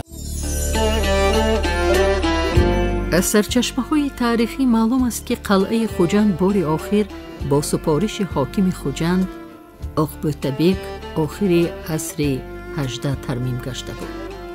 اینک پس از 150 سال زخم ناسور گرفتن قلعه خوجند احیا گردید. گرچند که وظیفه اصلیش را اجرا نمی کند اما آن شکوه گم شده برقرار کرده شد. باروها و برج‌های آن تجدید گردیدند. یره و آسیب طول 150 سال کشیده‌اش شفا یافت. اکنون همچون شاهد تاریخ ملت برای نسل‌های آینده و به کل سیاحان داخلی و خارجی خدمت خواهد کرد. احیای قلعه خوجند این پیش از همه قدم استوار گذاشتن جهت مستحکم کردن خودشناسی ملی. احیای قلعه این احترام به خون ده ها هزار نفر شهیدان وطن دوست خوجندی است. در زمانهای گوناگون با اجنبیان جهت حفظ خاک وطن مبارزه بردند و جان خود را از دست دادند. احیای قلعه این ارج گذاشتن به دولتداری تاجیکان است که شهر خوجند در بین امارت بخارا و خانگری قوقند مختاریت خود را نگاه می داشت و دولتداری تاجیکی را در حدود خوجند حفظ می کرد و این تدبیر سبق تاریخی از جمله تاریخ باستانی و پر افتخار خلق تاجیک و میراث گرانبهای مادی و معنوی گذشتگان، بزرگترین مکتب خودشناسی برای هر یک فرد جامعه، مخصوصاً نورسان و جوانان است. همزمان موجود بودن چنین موضع‌های تاریخی بار دیگر ثابت می‌سازد که خلق تاجیک تاریخی بای چندین هزار ساله داشته با فرهنگ و تمدن، معرفت پروری و علم دوستی و صاحب هنرهای بلند بودنش در جهان شهرتیار گردیده است. احیا و از نو برقرار کنی موضع‌های تاریخی امکانیت می‌دهد که شماره سیاحان زیاد گردیده، نورسان و جوانان در اصل از تاریخ کهن بنیاد خود معلومات پرره پیدا سازند. برابر این میتوان گفت که ساختمان و از نوسازی برای آباد و زیبا گردیدن شهر و هم به موضع تاریخی و فرهنگی و فراغتی تبدیل یافتن آن باعث می گردد.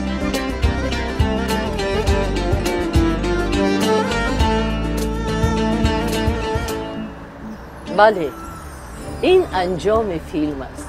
در آخر سخنان پیشوای ملت را در آغاز بیان داشته بودیم، تکرارا میگویم که در زمان معاصر، مخصوصا در شرایطی که برخورد تمدن‌ها و ارزش‌های گوناگون فرهنگی طرف شدت گرفته ایستاده است، تنها توسط عمیق آموختن تاریخ و ترغیب و تشویق میراث غنی و تاریخی و فرهنگی به تأثیر خراب آور روندهای جهانی شوی ایستادگری کردن امکان پذیر می باشد.